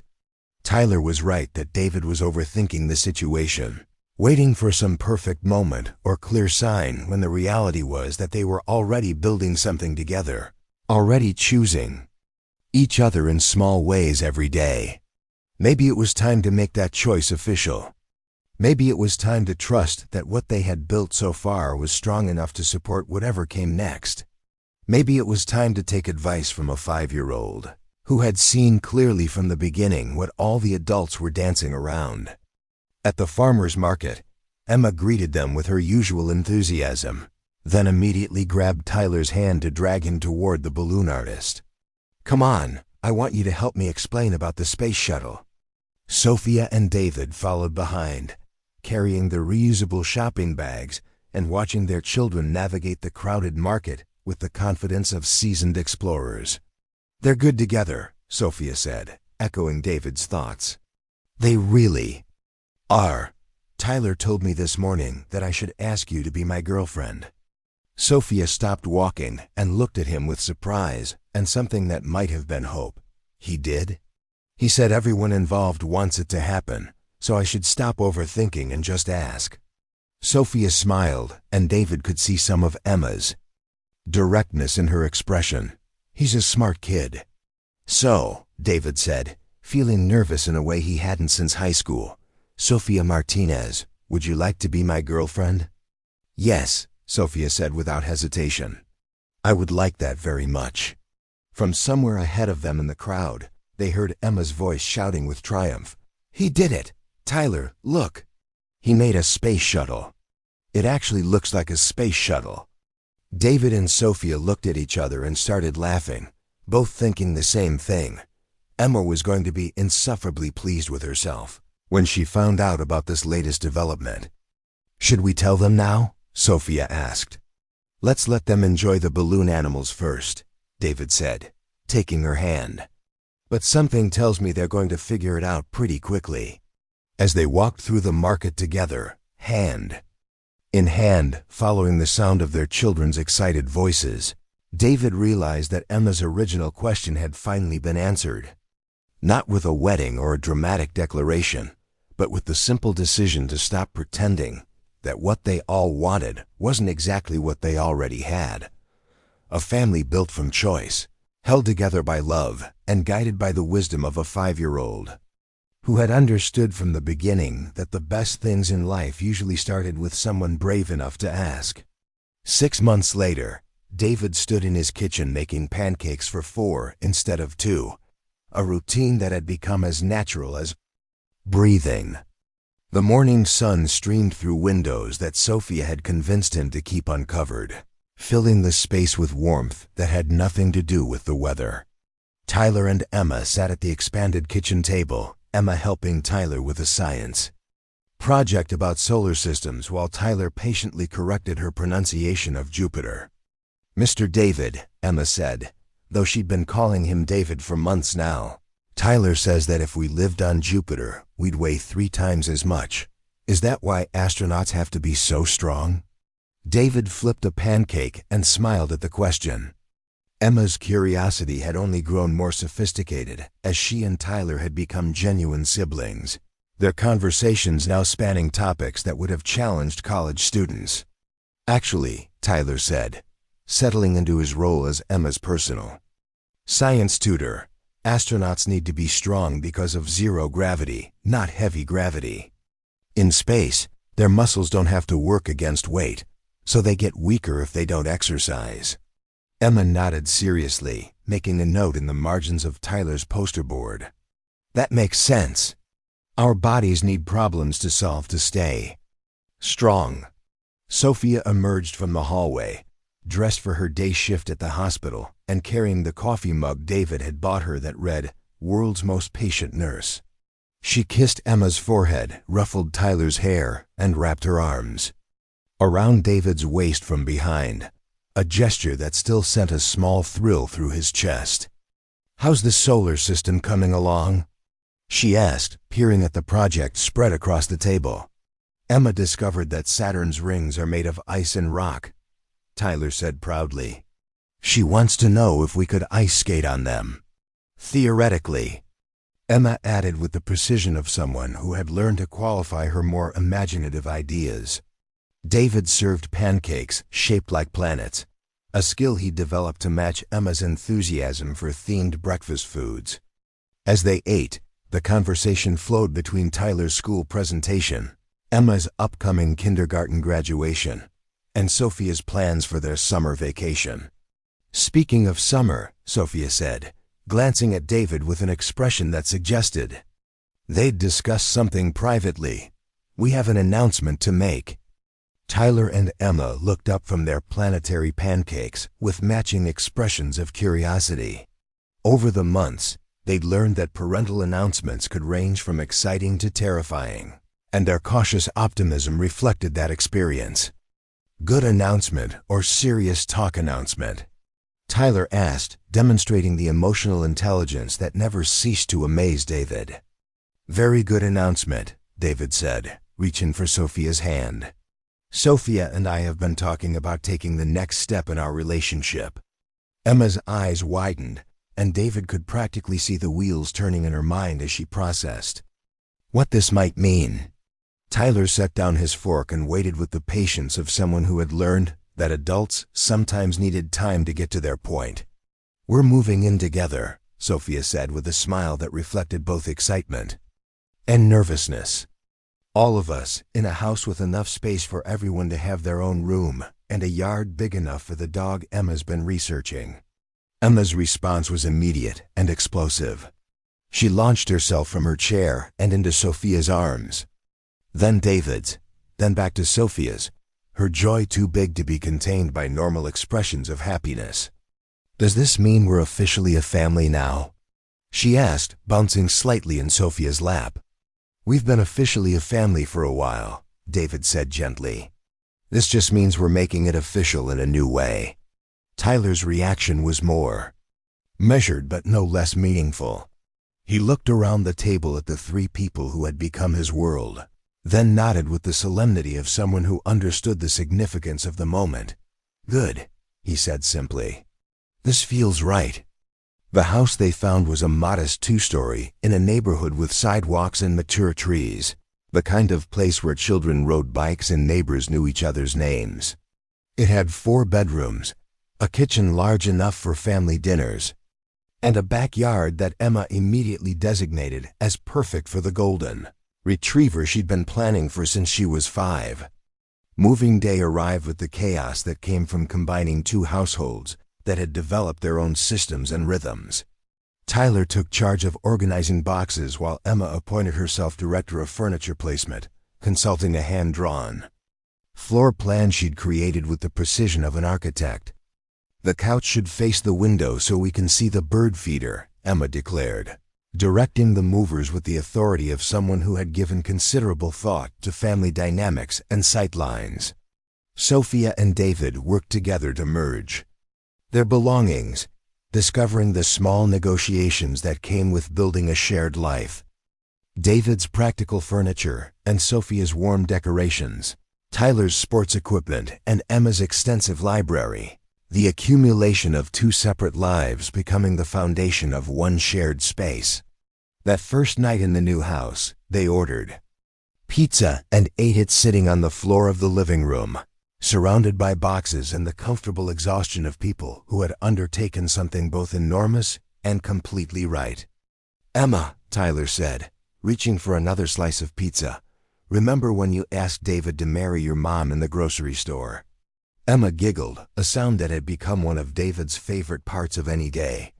"I was very direct about it." "You were terrifying," Sophia added with fond exasperation. "I thought I was going to die of embarrassment." "But it worked," Emma pointed out with the logic of someone who had seen her plans come to fruition.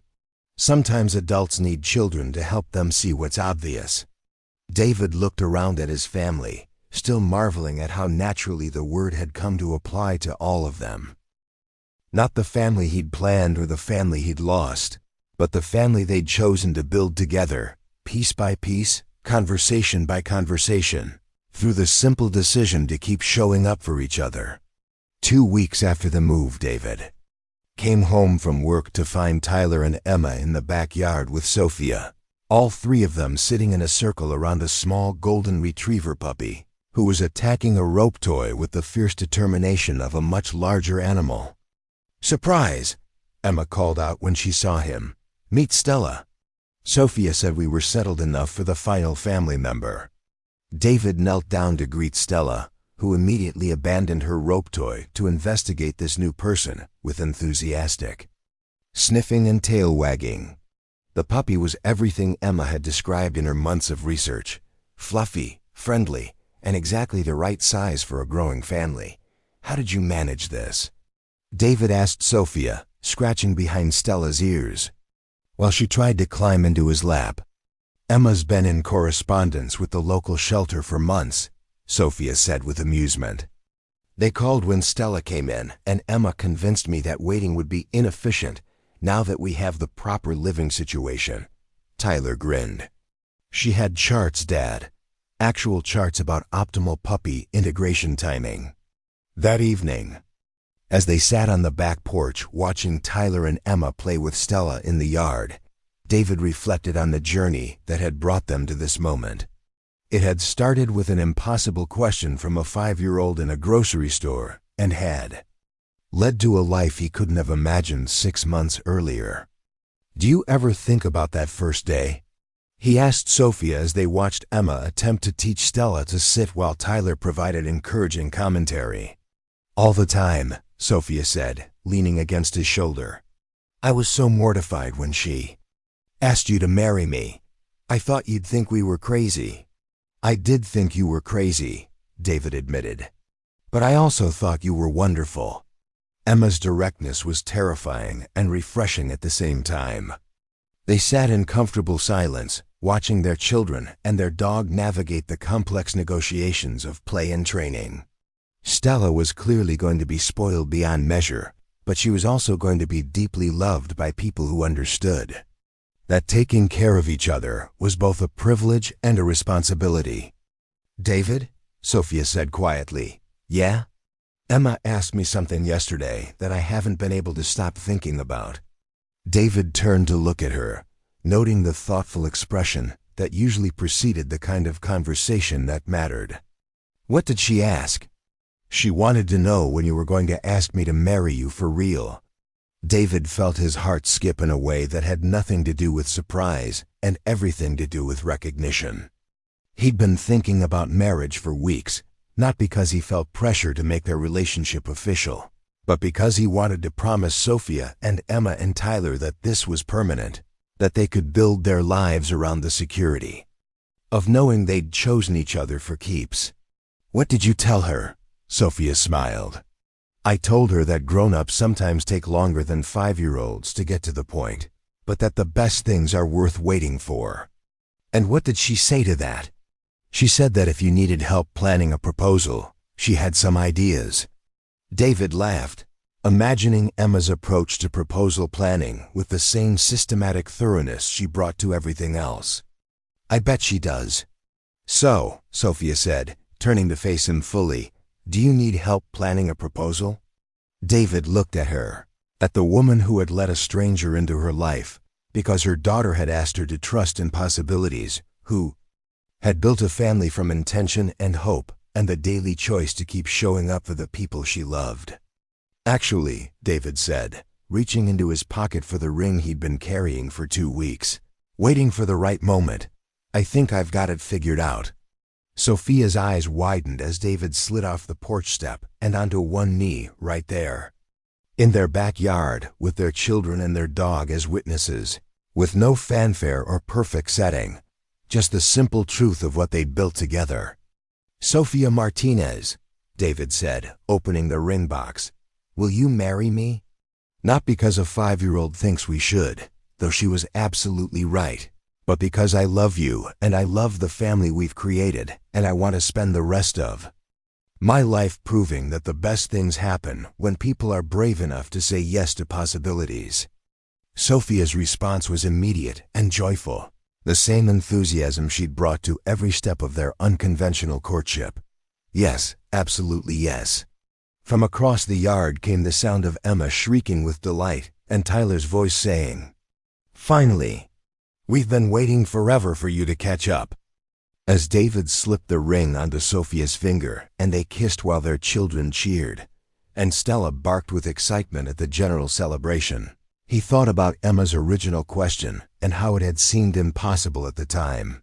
She had asked him to marry her mother so she could have a daddy, and he had thought the request was too big, too fast, too complicated to ever work.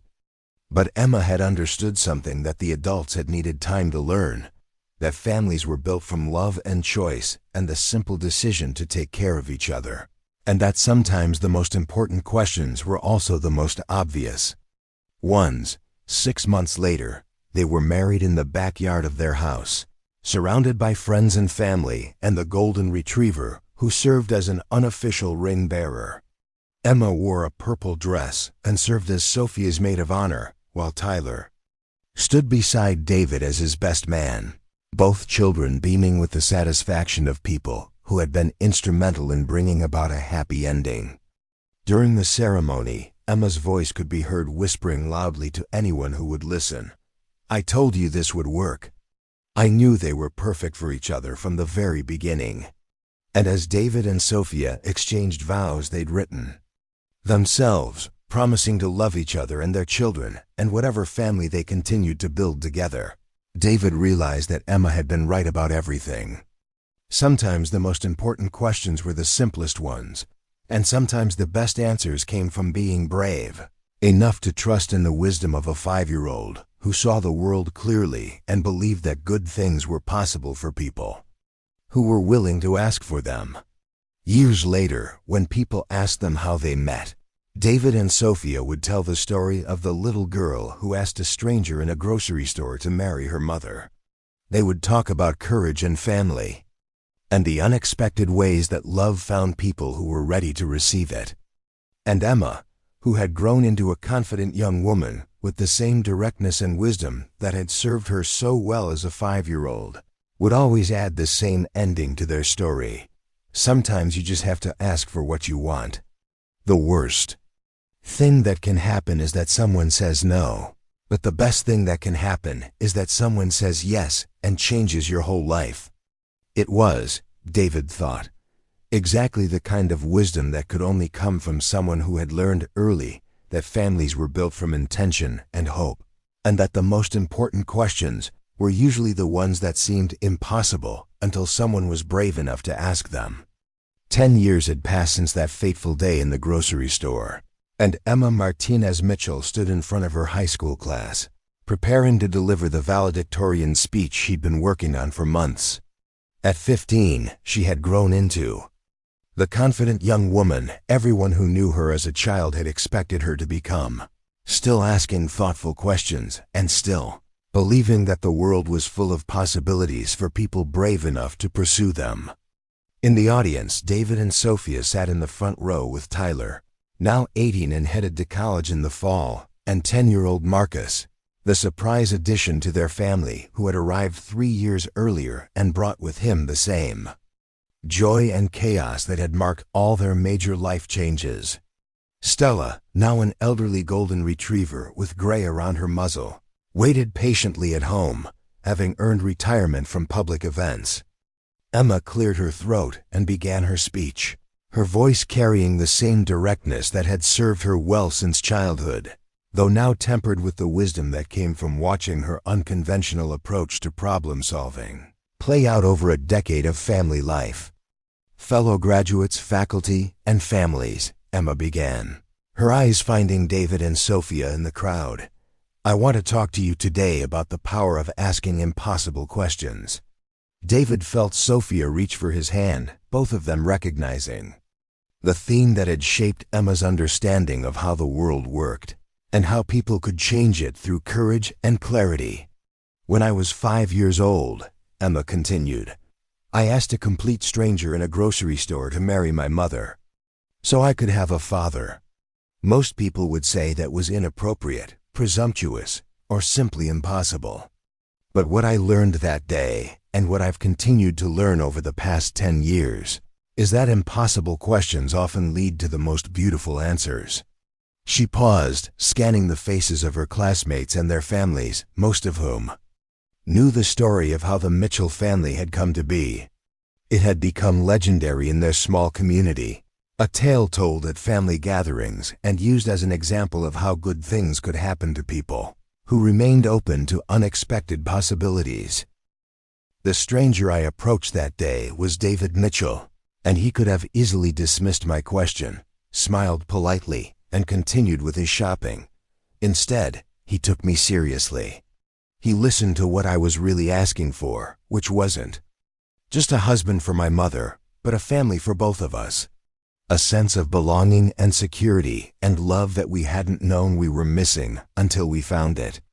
Emma's voice grew stronger as she found her rhythm, and David could see glimpses of the determined 5-year-old who had changed all their lives by refusing to accept that wanting something meant you couldn't have it. Today, as we graduate and prepare to enter the world as adults, I want to challenge each of you to embrace the power of impossible questions.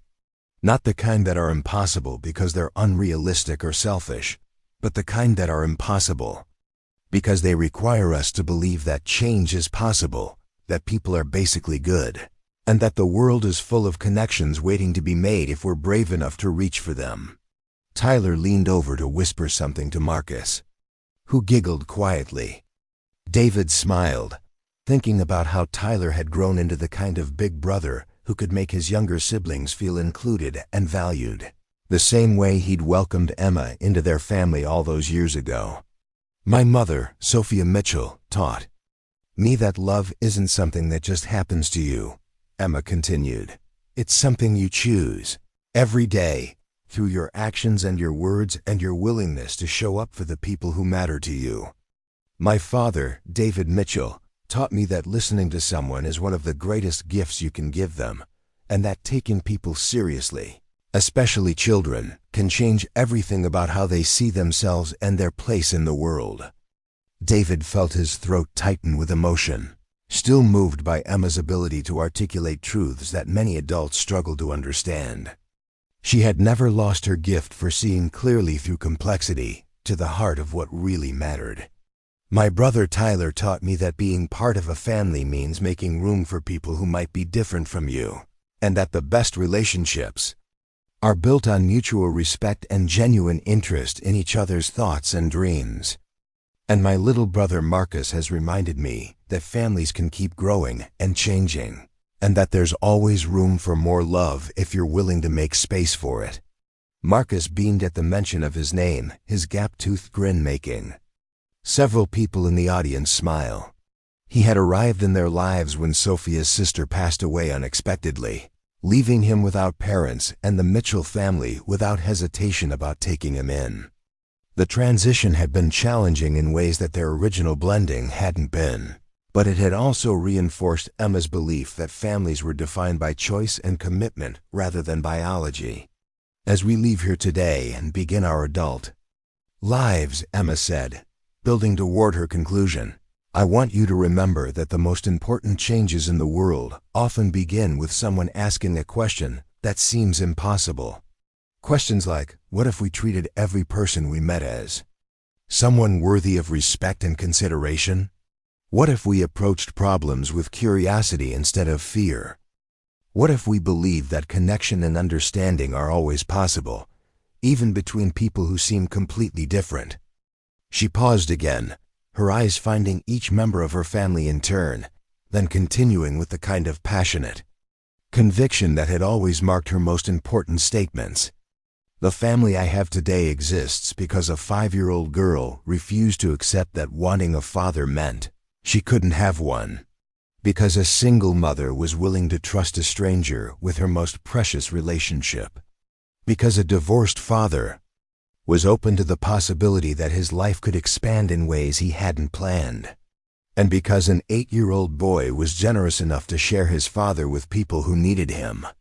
David wiped his eyes, no longer embarrassed by the way Emma's words could move him to tears. Over the years, he'd watched her develop into someone who could articulate the emotional truths that others felt but couldn't express.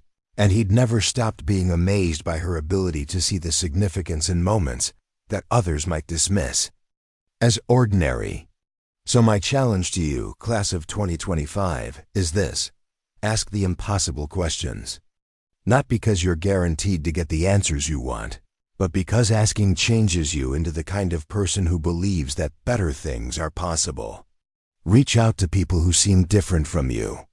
Listen to voices that challenge your assumptions.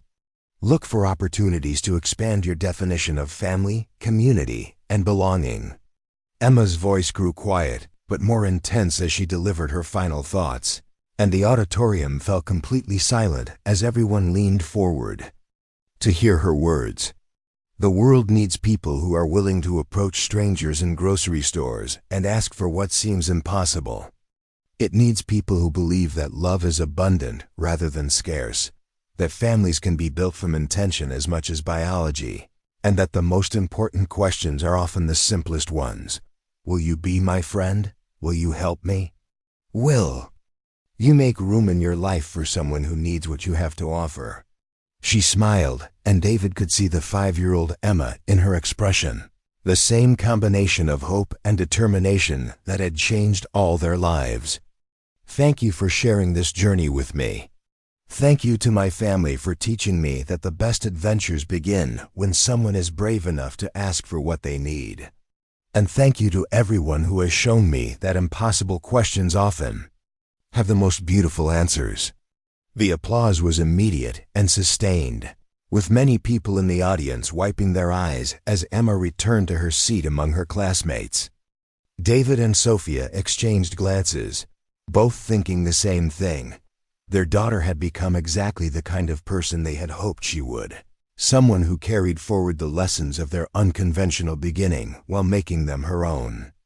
After the ceremony, the Mitchell family gathered in their backyard for the graduation party that had become a tradition for all major family milestones. The same backyard where David had proposed to Sophia, where they'd been married, where they'd celebrated Tyler's acceptance to college and Marcus's adoption finalization. The space had been witness to a decade of growth and change, and it felt appropriate to mark Emma's graduation there as well. Tyler manned the grill with the confidence of someone who had learned to take responsibility for family gatherings, while Marcus helped Emma hang streamers with the enthusiasm of someone who believed every celebration deserved maximum decoration.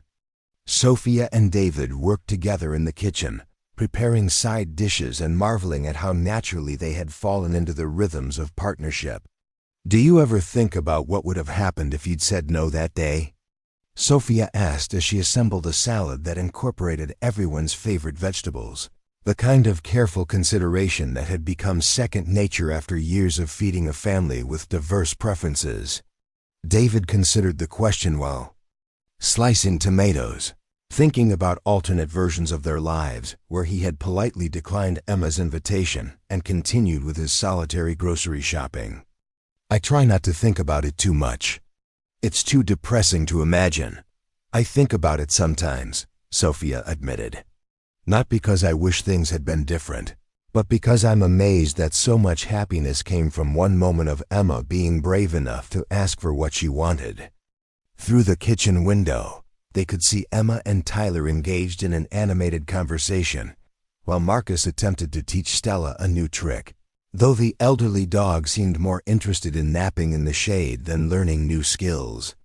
She was right, you know, David said, watching their daughter gesture enthusiastically while making some point to Tyler about impossible questions leading to beautiful answers. I've been thinking about that ever since she started working on her speech. Sophia followed his gaze, smiling at the sight of their children together. She's always been right about the important things. Even when she was 5, she could see possibilities that adults missed. The party filled up gradually with family and friends who had become part of their extended community over the years. Emma's teachers, Tyler's friends, neighbors who had watched their family grow and change, relatives who had initially been skeptical about their unconventional beginning, but had long since been won over by the obvious happiness and stability they'd built together. As the evening progressed and the conversation flowed around tables set up throughout the yard, David found himself thinking about the threads that connected all of these people to their family story. Some had been there from the beginning, others had joined along the way, but all had contributed to the rich tapestry of relationships that made up their life. Emma moved through the party with the grace of someone who had learned early how to connect with people of all ages, asking thoughtful questions about their lives and making each person feel heard and valued. It was a skill she developed naturally, but David could see how their family's emphasis on genuine curiosity and respect for others had shaped her approach to relationships. Later, as the party wound down and they cleaned up together, Marcus fell asleep in David's lap while Emma and Tyler discussed their plans for staying in touch when Tyler left for college in the fall. The conversation had the bittersweet quality of family members who loved each other deeply, but understood that growing up meant growing apart in some ways. I'm going to miss having you around to explain things, Emma told Tyler as they stacked chairs in the garage. You've been my personal encyclopedia for 10 years. Tyler grinned. You don't need me to explain things anymore. You're smarter than I am now. That's not true, Emma protested, though she looked pleased by the compliment. You taught me how to think about problems systematically. That's going to serve me well in college. David listened to this exchange while carrying sleeping Marcus to his bedroom, struck by how naturally his children had developed the ability to appreciate and support each other. The sibling relationships that had started with Tyler's generosity toward a 5-year-old who wanted to be part of his family had evolved into genuine friendships built on mutual respect and affection. That night, after Marcus was settled and Tyler had gone to his room to video chat with friends, David and Sophia sat on their back porch with Emma, enjoying the quiet after the celebration and processing the significance of her graduation speech. I'm proud of you, Sophia told Emma, reaching over to squeeze her hand. Not just for the speech, though it was beautiful, but for the person you've become. You've held on to everything that made you special as a child while developing the wisdom to use those gifts well. Emma leaned against her mother's shoulder, a gesture that had remained constant even as she'd grown taller and more independent. I meant what I said about impossible questions. I think our family is proof that asking for what you need, even when it seems crazy, can change everything. David nodded, thinking about all the ways their lives had expanded since that day in the grocery store. You taught me that, you know. Before I met you and your mom, I had gotten very good at limiting my expectations, at making myself smaller so I wouldn't be disappointed. You showed me that wanting more isn't selfish if you're willing to give more too. What's the next impossible question you're going to ask? Emma said with the same directness that had always characterized her approach to life. David and Sophia exchanged glances, both thinking about the conversation they'd been having recently. About what the next chapter of their lives might look like as their children grew up and became more independent. Maybe something about how to keep being useful to the world as we get older, Sophia said thoughtfully. How to make sure that all the love and wisdom we've accumulated in this family gets shared with people who need it. Emma nodded approvingly. That's a good impossible question. I think the answer probably involves helping other families figure out what we figured out. That love is abundant, that families can be built from intention, and that the most important thing you can give someone is the feeling that they belong.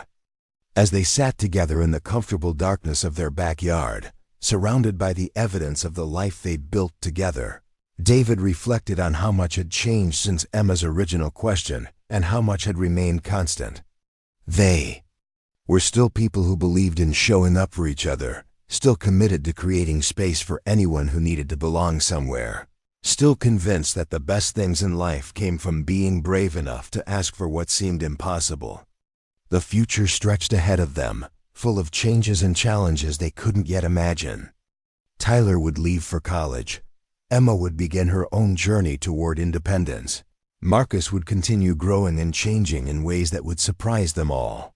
But the foundation they'd built together, the commitment to love and support each other through whatever came next, would remain constant. Emma's impossible question in the grocery store had been answered not just with a wedding or a blended family, but with a way of living that prioritized connection, growth, and the belief that good things were possible for people willing to reach. For them, it was a legacy that would extend far beyond their own family, touching everyone who encountered their example of what was possible when people chose love over fear, inclusion over isolation, and hope over resignation. As they prepared to go inside, Emma turned to David with the same serious expression she'd worn as a 5-year-old, with an important question to ask. "Dad," she said, the words still carrying special weight even after all these years, "thank you for saying yes." David smiled, thinking about all the ways that simple word had changed their lives. "Thank you for asking." Up next, you've got 2 more standout stories right on your screen. If this one hit the mark, you won't want to pass these up. Just click and check them out.